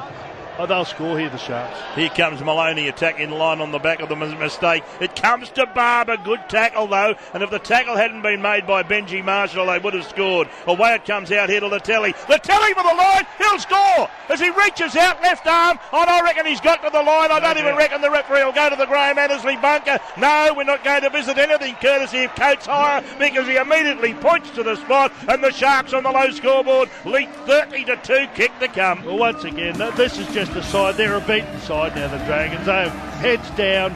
That's a dreadful bit of defence there from some good players. Frizzell should have got him, but Latelli just wanted it more. He went through Frizzell. He had Benji trying to get him. Kurt Mann tried to stop him, but he had enough momentum to plant the ball down right on the white line, and they've scored again here. Oh, this could get embarrassing, really embarrassing for the Dragons, because that was too simple. Just too simple. Latelli a Queensland, New Zealander? Latelli? Yeah. Well, I don't know, but if looks count for anything, I'd say he is. Well, I'm only asking that because I know that Isaac Luke and some of the others, one of the greatest aspects, I reckon, and one of the major contributions, or what's required to lead the haka, is being able to stick your tongue out and really look as if you're something special. Luke's the best by far. Well, I tell you what, I just saw Latelli. After Latelli scored there, he poked his tongue out, and I said, if you ever lead a haka, you would be quite fearsome, because that was the tongue poke of a man who could really lead a haka with some real venom towards the opposition. I like the way you pick up on that stuff. So you're saying Ricky Latelli is a future haka leader? Well, he could be. If let's find out if he's a Kiwi first of all. Well, it doesn't matter if he's necessarily a Kiwi, if he's a Samoan or a Tongan. They do their own haka. Here's Maloney, 5 metres in from touch, 22 metres out. It starts to the right of the uprights. It comes back, doesn't come back enough. And so the low scoreboard, 72 minutes gone. Sharks 30, Dragons 2. And the Dragons have really fallen away. You know, they led 2 points to the Dragons. They led 2-0. And at the 34-minute mark, they still led 2-0. It was 18-2 at the 40-minute mark.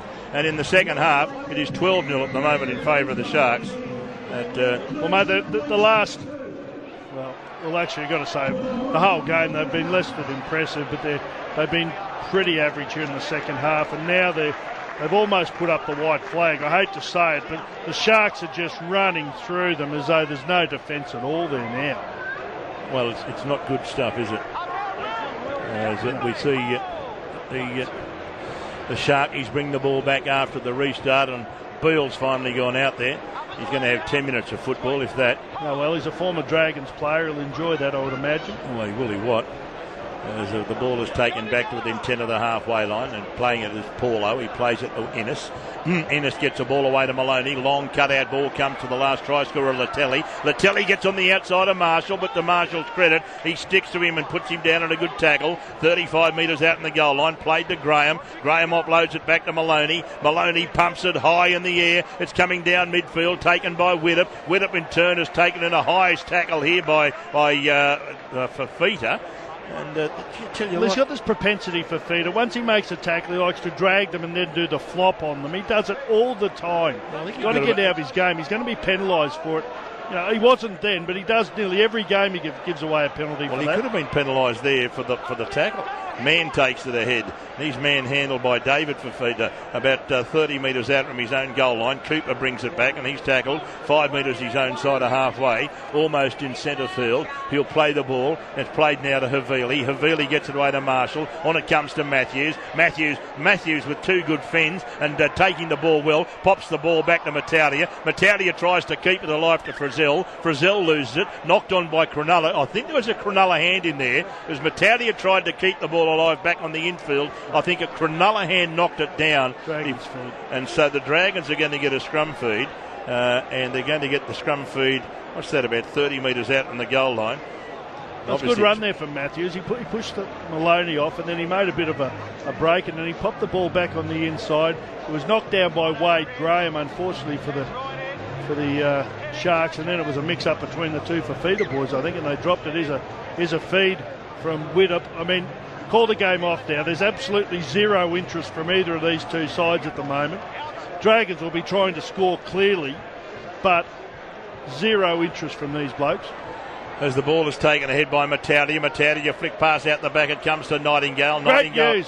Latelli's a Queenslander. Is he? So's Bakuya, by the way. Well, maybe with the Queenslanders have a harker, he can lead it. The ball comes out to the right. I was more indicating the way that he poked his tongue out. Oh, that was special. The ball is taken up by Armau. Armau's going to be playing the ball 12 metres out in the goal line. Southern into the field as they go back to the left to Marshall. Marshall to Widdop. Wrap around Marshall. He got a pass away, and would you believe it's been intercepted? They were going to score then, the Dragons, over on the left side of the field, but it's intercepted. I think that's your man, isn't it? Valentine Holmes. He's taken a great intercept and prevented a Dragons try as Beale is tackled back towards his own 30. He's just a footballer. Completions. You'll love this, Thirsty. Dragons, 16 of 31. No wonder they're down by 30 points to 2. We've got about 5 minutes of play left. 4.5 actually. But really, the Sharks, this has been a demolishing of the Dragons, who I thought they had a chance today. I know you did too, but they've been majorly disappointing. Well, that means they've completed 5 of their 17 in the second half. That means that's what that stat says, because they were 9 and 14 at half time. They were. So that would say, I think that's an indication of just how poorly they've played in the second half. And we thought they made too many errors in the first half. So it's a nightmare for them to watch the replay of this game if McGregor lets them. Ball is going to be taken. I think he'll let them. I think he'll make them. Ball played to Nightingale. Nightingale takes a 31 out from his own goal line as the Dragons take it ahead. It's all the Sharkies down here at Shark Park, or what they call it now, Southern Cross Group Stadium. It's a mouthful, isn't it? But it's still, it's the name of the sponsor. No, they've had some stadiums down there. Have they what? Gee, have they what? When you put them all together, gee, imagine how much. Oh, an attempted intercept from Maloney almost comes off. If he got that, he was under the sticks. 76 minutes gone. Low scoreboard. Sharks 30, Dragons 2. And don't forget, still plenty of football to come this weekend. And Billy McGee will be along, I think, is it, Mark, to give us scores of the game later tonight. That'll be, of course, the game that we heard from him talking about not long ago, the Storm and the Titans. Don't forget, tomorrow night, West Tigers out at Leichhardt Oval. If you get a chance to go out there, it's a beautiful ground to watch footy at. Yeah. Leichhardt Oval tomorrow night, West Tigers against Manly. Dave, I don't know if you agree, there's no better suburban ground to go to. I know there's some issues with parking and et cetera, but the ground itself, it's full of character, full of great stuff. I got some great memories of going there. Just watching, blokes like Blocker and that when they're day, Ciro, that and Benny Elias in those days, especially in the late 80s when they were Brasher, Timmy Brasher. Yeah, what a blast from the past. You think when he started playing when he was still 9, wasn't he? How'd they not win a comp? Yeah, well, you wonder how. And they do too. Ball is fed back to the left side of the field, and taking the ball up is DeBell, and the Dragons got a penalty and all of that as the ball is fed out the back to Havili. Havili running to the line, but the referee's found something that is a little knock on here by the Dragons. Yet another error. There's another incomplete set. World record, 50%. The Dragons' completion rate in the second half, dare I say it, is probably as bad as a completion rate as I've seen in a half of football. It's pretty poor. And let's think about the man of the match too, because we've only got 2 minutes to go on the low scoreboard. Sharks 30, Dragons 2. It's time for the continuous call team's Man of the Match award, thanks to Harvey Norman and Bryden's lawyers. Shortly, Darryl will give you 3 players who are in the running for the Man of the Match award. When you hear them, be one of the first 3 callers through on the 2GB prize line, 1300 722 873. The first caller will have first choice of the 3 players, and so on until all the players are allocated. And then when we announce the continuous call team's Man of the Match, the caller who has that player will win $150 thanks to Bryden's lawyers. Call 1300 722 873 for your chance to win $150. All thanks to Bryden's lawyers, the name you know and the lawyers you can trust, and Harvey Norman. And the 3 players, Darryl Broman, your 3 players, 1300 722 873. Luke Lewis, Chad Townsend and Michael Ennis. They're the 3 players, Townsend, Lewis and Ennis. So get on the phones, 1300 722 873. I think Nick's there ready to answer the phones. As Tagatese makes an error, a minute to go on the clock, and low scoreboard hasn't changed since we started talking about the Man of the Match award. It's still 30-2 Sharks over the Dragons. And the Dragons, well, they haven't looked like scoring a try. I think that's fair to say. There hasn't been any reference to the Graham Annesley bunker, courtesy of Coates Hire for them. Their completions are 50%. You can't build pressure. And then some of their mistakes have been just awful. Benji, as he's trying to get on the outside, but I find Benji, and you know this yourself, he sort of pushes the backs to the sideline a bit by the side running. You know, they're going to win a lot of games. Well, I don't know about a lot of games. We might not win half their games. They're going to win games this year, but there's another incomplete. A great tackle from Tagatese. Absolutely smashed DeBellin in a legal tackle, and DeBellin just pops it up. And is there 35 seconds left to pack the scrum? I can tell you that the Sharkies don't really care, even though they get the ball. The Dragons will make every attempt to make sure that the scrum doesn't pack. And the Sharks will come up with 2 competition points and get ready for their next game, which is against Manly on tomorrow week at Brookvale Oval. And you say that they haven't got a great record against Manly, but I'll tell you what, if ever they've got a chance to go to Brookie and win, it'll be Monday week. It'll be the Battle of the Beaches this year. You would think Cronulla will probably go in as favourite. The siren goes in the background. And the misery for the Dragons comes to an end, but the Sharkies will be really cheering. And Glenn Wheeler, his first game back since that horrific accident at Shark Park, you'll have a smile from ear to ear because the Sharkies have done him proud and they've won it in style. 30 points to 2. Tries to Barber, Latelli, Holmes, Townsend and Bakuya. Maloney has kicked 5 goals. And Widdop, the lone point scorer for the Dragons, a penalty goal in the first half, which at that stage gave the Dragons the lead, 2 points to 0. Since then, the Sharkies have raced away to win 30 points to 2, as we hear in the background the Cronulla singing, up, Cronulla, let's go to, I think that's David Fafita. No, look, I knew I had a big job ahead of myself from last week's effort. It was very hot last week, and I didn't put in a full performance. But coming back from this year, after that 1-0 stint, got the cobwebs out, and I was ready to go. So, yeah. Did you get that out of last week? Here we go, another one. To get that out of last week, I know you got beat up there, but it seemed like you just hung in. We had a lot to improve on. We knew that our defence was there, so that's what we concentrated on this week. But we knew if we took it to them, they wouldn't come near us. So, yeah. How did you turn up? There's 18,000 people at Shark Park. It's a credit to the fans for coming out. We knew it was going to be a big game because it's our local derby early in the year, and what better way than our first comp game at home. So just glad to get the 2 points and want to thank all the fans out there. So thanks. The halves seem to be gelling really well. They had some good displays today, the halves. Yeah, they're going great at the moment. After especially you can see what we can do to teams now. But Chatty and Mighty, they're gelling so good, so that's it. All right, keep it up, boys. Thanks, Brad. Off to you, Yvonne. Thank you, Brad. Ben Barber. It took about half an hour. You saw a small little gap, and that's all you needed. It started a flood of points. Yeah, look, game came at a good time. It was credit to us, our boys. We were one man down there for during that 10 minutes, and we stuck through. And we knew if we hung in there that first 20, 30 minutes, the points would come, and it did. And just fortunate enough, they kept coming for the rest of the game. What about you? In vintage form, and you've really made that fullback spot your own. Yeah, look, it's been really enjoyable. It's been 2 good weeks. It's only early in the season, but look, I'm just focusing on myself and my footy and having some fun, and it's showing. So look, it's a credit to my teammates. I've got a great bunch of guys here that make my job a lot easier, and they'll continue to do so. I know that. It's a happy little camp down here in the Shire. How does this mean, or what does this mean for the fans down here? Your first home game of the season? Everything. We talk about it all week. It's not just for the 17 run in the field, but it's for this area. It's a massive local derby. I think they towed us up last time when we played them at home. So we wanted to come here and put a good performance in for them, and I think we did today. Well done, Ben. Congratulations. All right, thank you. Ray? We'll leave them there. Thank you to Channel 9 for allowing us to take those interviews with the Fafita twins and also Ben Barber. 30 points to 2. The Cronulla Sharks have beaten the St George Illawarra Dragons in the derby down there at Shark Park. 30 points to 2 in front of a crowd of over 18,000, which is fantastic. We'll get to the man of the match competition in just a moment. But boys, pretty convincing win in the end, really, when the Dragons are on their own worst enemy from the outset of that game today. You mentioned the completion rates, Darryl. To make it official at full time, they completed 17 of 33, so that's, 52%. That's just not acceptable. That's not first-grade standard. Well, it's less than 50% in the second half when you'd expect them after their poor completion rate in the first half to address that, but they certainly didn't. It was almost as if they were sort of trying to score off every play. The Sharks' defence was pretty good, but it wasn't, impregnable. They could have got through, but They were terrible today. That's as bad a performance as I've seen from the Dragons in a long time. Yep, I agree with you. 30 points to 2. Cronulla over St George Illawarra. Footy tabs through $2,679.60.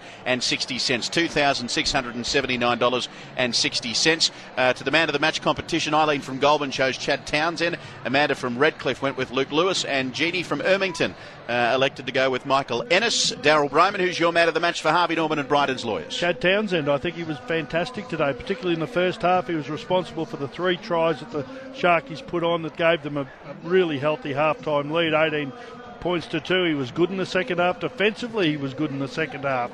And I thought he was the man of the match. I thought Lewis was fantastic for them. Once again, Ennis just provides so much around the rucks, but Chad Townsend for my man of the match. Well done, Eileen from Goulburn. You chose Chad Townsend, who is the continuous call team's man of the match, thanks to Bryden's Lawyers and Harvey Norman. That's players won a $200 Harvey Norman gift voucher, and you've won $150 from our good friends at Bryden's Lawyers, the name you know and the lawyers you can trust. Stay listening for our next game for another chance to win. It's thanks to Bryden's Lawyers and Harvey Norman, and that'll be Friday night at ANZ Stadium when Canterbury takes on Parramatta. David Morrow, it was a tough day out for the St George Illawarra Dragons, but full credit to Cronulla. They've prevailed in front of a great crowd in the derby at Shark Park. They have, but the Dragons, as I said, at one stage they were 13 on 12 when Fecky was in the sin bin. The Dragons led 2-0. They had a great opportunity to perhaps score a try or two during that period, and they just mucked it up. A kick out on the full, an horrendous error from Packer, an even worse error from Mann, and all of a sudden Cronulla have all the ball for the last 15 minutes of the first half. They scored 3 tries in 6 minutes, and basically that was the end of the penny section. And then in the second half, as you said, they completed 8 of 19, the Dragons, and even though the Sharks weren't brilliant in the second half, they still looked a far superior side, and yet the Dragons, I think the best way to describe them is dreadful. And they'll have to improve remarkably well if they're going to not finish in the bottom 4 of the competition based on that performance today. They're going to have to lift a lot.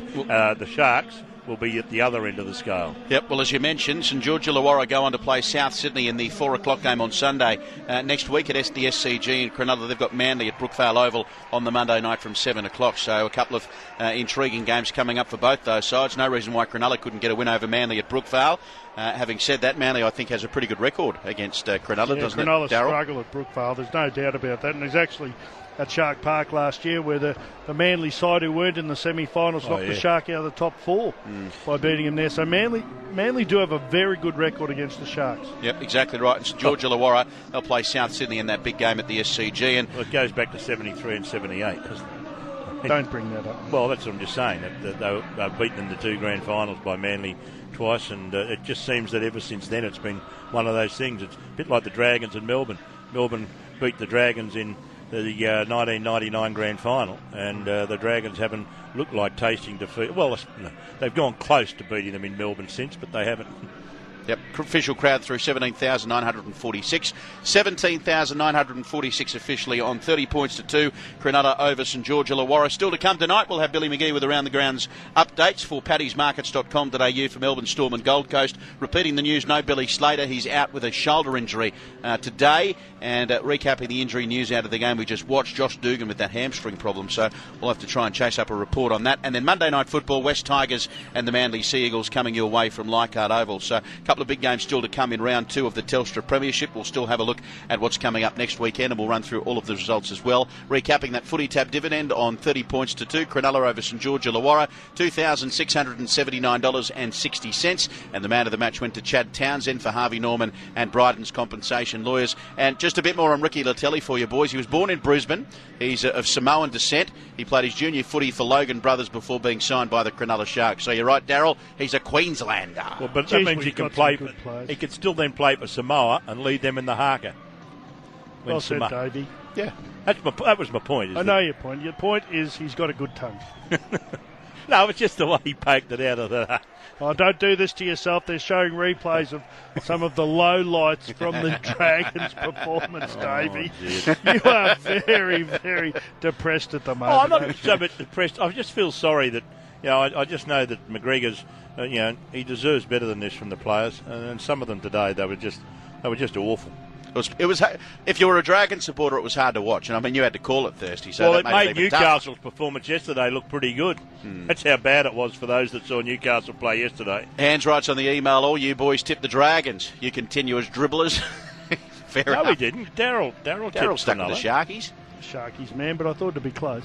My husband Dave says Rosalind keeps us all laughing. He's a terribly funny man, but I love hearing the loudest, biggest laugh when he listens to your show. He's an outstanding husband and really deserves a prize from you boys. We call him the cook.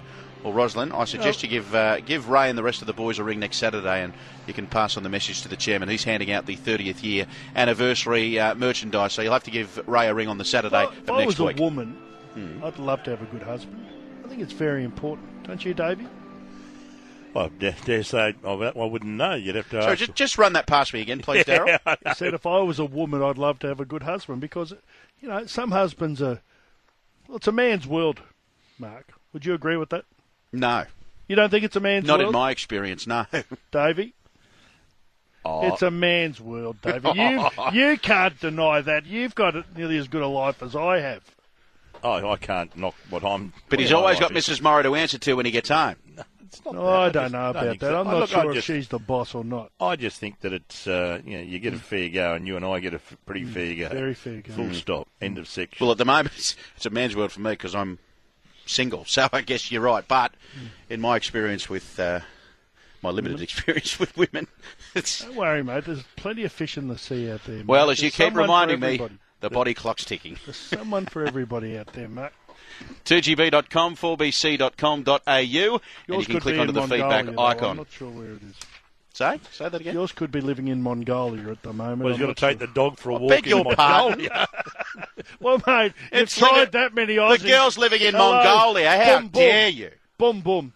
Well, that might be where she is, mate. She could be in India. She could be in Pakistan. She could be in England. Who knows? Out of all the people on this earth that I want to get advice from about relationships, it is not you.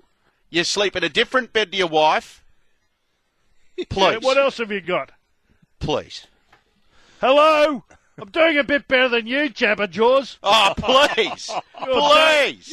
They call you Duck Egg Levy. Oh, Duck Egg Levy. Oh, dear, I've never seen him bat. I love Bev Broman. I don't know how she puts up with you. Hello. Finances. I think she'd be all right without you. Oh, dear. She'd battle on. 2gb.com, click onto the feedback icon. 30 points to 2. Cronulla's beaten St George Illawarra, 17,946 the crowd. Chad Townsend, our man of the match for Harvey Norman and Bryden's Lawyers. Parramatta 20, North Queensland 16. There were 12,000 people out there at Pertex Stadium last night to watch a gutsy performance from the Eels. South Sydney 48, Newcastle 6. We've mentioned that plenty this afternoon. A woeful performance from the Knights. Aaron Gray was named our man of the match last night for Harvey Norman and Bryden's Lawyers after his hat-trick in the first half. And Sam Williams, a field goal in the 77th minute. It was a thrilling finish in the end down there at GIO Stadium. Canberra beating the Roosters 21-20. And just looking at the Roosters and just a couple of emails that have come through in the last hour from some concerned supporters. The Roosters, next weekend, they play the Cowboys at 1300 Smiles Stadium on the Thursday night. So a lot of people suggesting that they could be 0-3 to start the season, which is a very real possibility. Absolutely, but it doesn't really surprise me. This year compared to last year, fullback's gone, centre's gone, 5'8's gone, halfback's gone. Yep. Their best front rower's gone, maybe close to their best forward. Their back rower, Boyd Cordner's gone. Mate, they're well under strength. Absolutely. Well under strength. Absolutely. So they've got the Cowboys Thursday night, and a few people wrapping the Canberra Raiders too. Yeah, they've got the Newcastle Knights, the 5:30 game, which we'll call next Saturday, right here on the continuous call team. Brisbane 25-10 winners over the Warriors. That was played on Friday night. Matt Gillett was given our man of the match in front of a crowd of 34,000 up there at Suncorp Stadium. And Canterbury 18 beat Penrith 16. That was the Thursday night game, of course. Kerrod Holland, that terrific youngster from the Singleton Greyhounds Junior Club. He piloted the ball between the sticks after the bell. The conversion attempt was successful from the Moses Mbai try to hand them a hard-fought 18-16 win over the Penrith after their revival in the second half. So that's the score so far. Daryl, David, how do you see this game tonight panning out? No Billy Slater's a big blow for the Melbourne Storm, but they're still going to be hard to beat down there at Amy Park taking on the Gold Coast Titans. I think they'll be winning tonight. The bloke who's come in's a good player. Keep an eye out for him. I don't know his surname. His surname's Scott. He's a very good player. He's playing in the centres. The other bloke will play fullback, who's a very good player, Munster. So, look, Billy Slater's a fabulous player, but they'll be too good. They'll be too good. David, agree?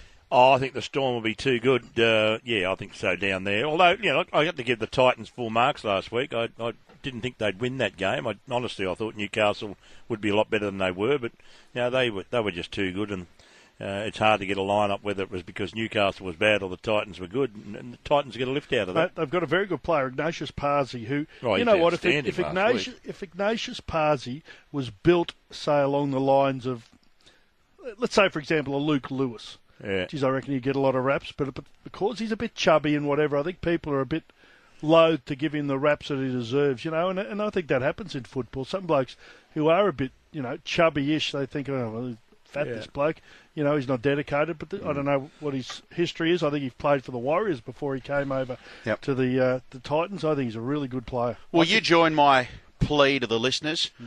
Can we please have a decent crowd at Leichhardt Oval tomorrow night for the West Tigers and Manly? We've had a couple of bad crowds at Leichhardt in previous seasons, which has got all these people up in arms saying, oh, no, we can't play football at Leichhardt Oval. I agree with you, Darryl. It is one of the best places to watch footy if you sit on that hill. My plea to the listeners, the continuous call team listeners. I beseech thee. Get to the game tomorrow night and watch the Tigers and Manly. I just wish they'd program the games at Leichhardt when they get the better crowd. Sunday afternoons when the crowd wants to go to Leichhardt, or 5:30 Saturday. They don't like night football. David, there's no reason why they can't get a decent crowd tomorrow night. It's next to the city. Monday You've got night the light at 7 rail o'clock there. is not a good time to go, but good. I hope they do. Marky, they deserve it. They're playing Manly, they don't travel. I know, but I mean, it's only a hop, step, and a skip from the city. And you can jump on the light rail, walk down Mary Street. You're at Leichhardt Oval for a fantastic night of the football. Something I just had a look at the competition table is the St George Illawarra, Warriors, Penrith, Newcastle, Manly and the Roosters. All of those clubs, would you believe, I've just had a look at who they're playing next week, could be 0-3 after 3 rounds, which would mean that there could well be a big, significant gap between the top 10 teams and the bottom 6 after just 3 rounds.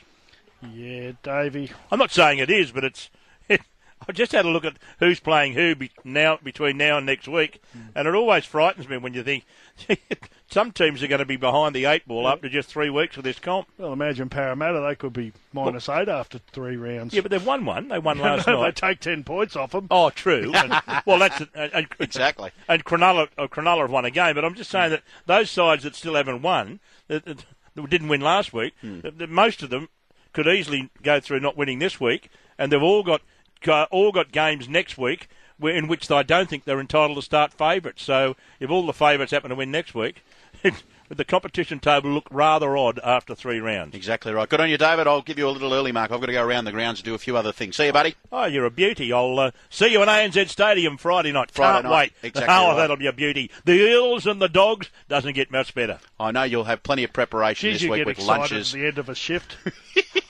I wonder why. Guess what? It means I can say, isn't that good? 5 days without Darryl. 5 days on the drink. Goodbye, Darryl. Good evening. Bye-bye. See you later. Let's go around the grounds. The 2 teams are out there warming up, Melbourne Storm and Gold Coast Titans. To preview the action, it's a very good evening to Billy McGee. Mark, a very good evening to you and everyone listening. Cloudy at Amy Park, but the playing surface is in great condition for this game between 2 last start winners, the Gold Coast Titans and the Melbourne Storm. The Titans were impressive, as you touched on, against Newcastle last week. They put in a great performance, but they'll need to be even better tonight against a Melbourne Storm side who has suffered a blow on the eve of kickoff with Billy Slater ruled out due to a shoulder problem. It's the same shoulder he had surgery on last year, which kept him out for half of the season. Those team changes, as I mentioned, Billy Slater is out. Curtis Scott will start at fullback in jersey 20. You'd imagine Cameron Munster will revert to fullback, though. Ben Hampton comes onto the bench in jersey 19. Christian Welch has been ruled out. For the Titans, no John Olive. He's out with Nene McDonald returning from injury in jersey 20. Ignatius Parsi drops to the bench with Ryan James starting, and Eddie Pettybourne has been ruled out due to injury, the number 14, so you can scratch him, and Luke Douglas will start from the bench in jersey 18. The referees for this match, Ashley Klein and Chris Sutton. The touch judges, Michael Wise and Shane Rem. The bunker, Steve Chitty and Ben Galea. The main game kicking off at 6:30, 5:30 in Queensland between the Melbourne Storm and the Gold Coast Titans. Good on you, Billy. Thank you, mate. It's been a big weekend. Appreciate all of your help. So Thursday night this this week, Cowboys and Roosters. Friday night, we're off to ANZ Stadium for the Bulldogs and the Eels. 5:30 on Saturday, Knights and Raiders. That comes your way with the continuous call team. Panthers, Broncos from 7:30, and Titans and West Tigers is the later game on the Saturday night. Warriors and Storm, that's the game we'll call on Sunday, and then the Dragons and the Rabbitohs, the big one from the SCG at 4 o'clock, and Sea Eagles Sharks for Monday night football. So, Cronulla 30 points to 2 winners over the St George Illawarra Dragons at Shark Park. It was a big victory. Enjoy the week. We'll talk to you Friday night when we do it from ANZ Stadium here in Sydney.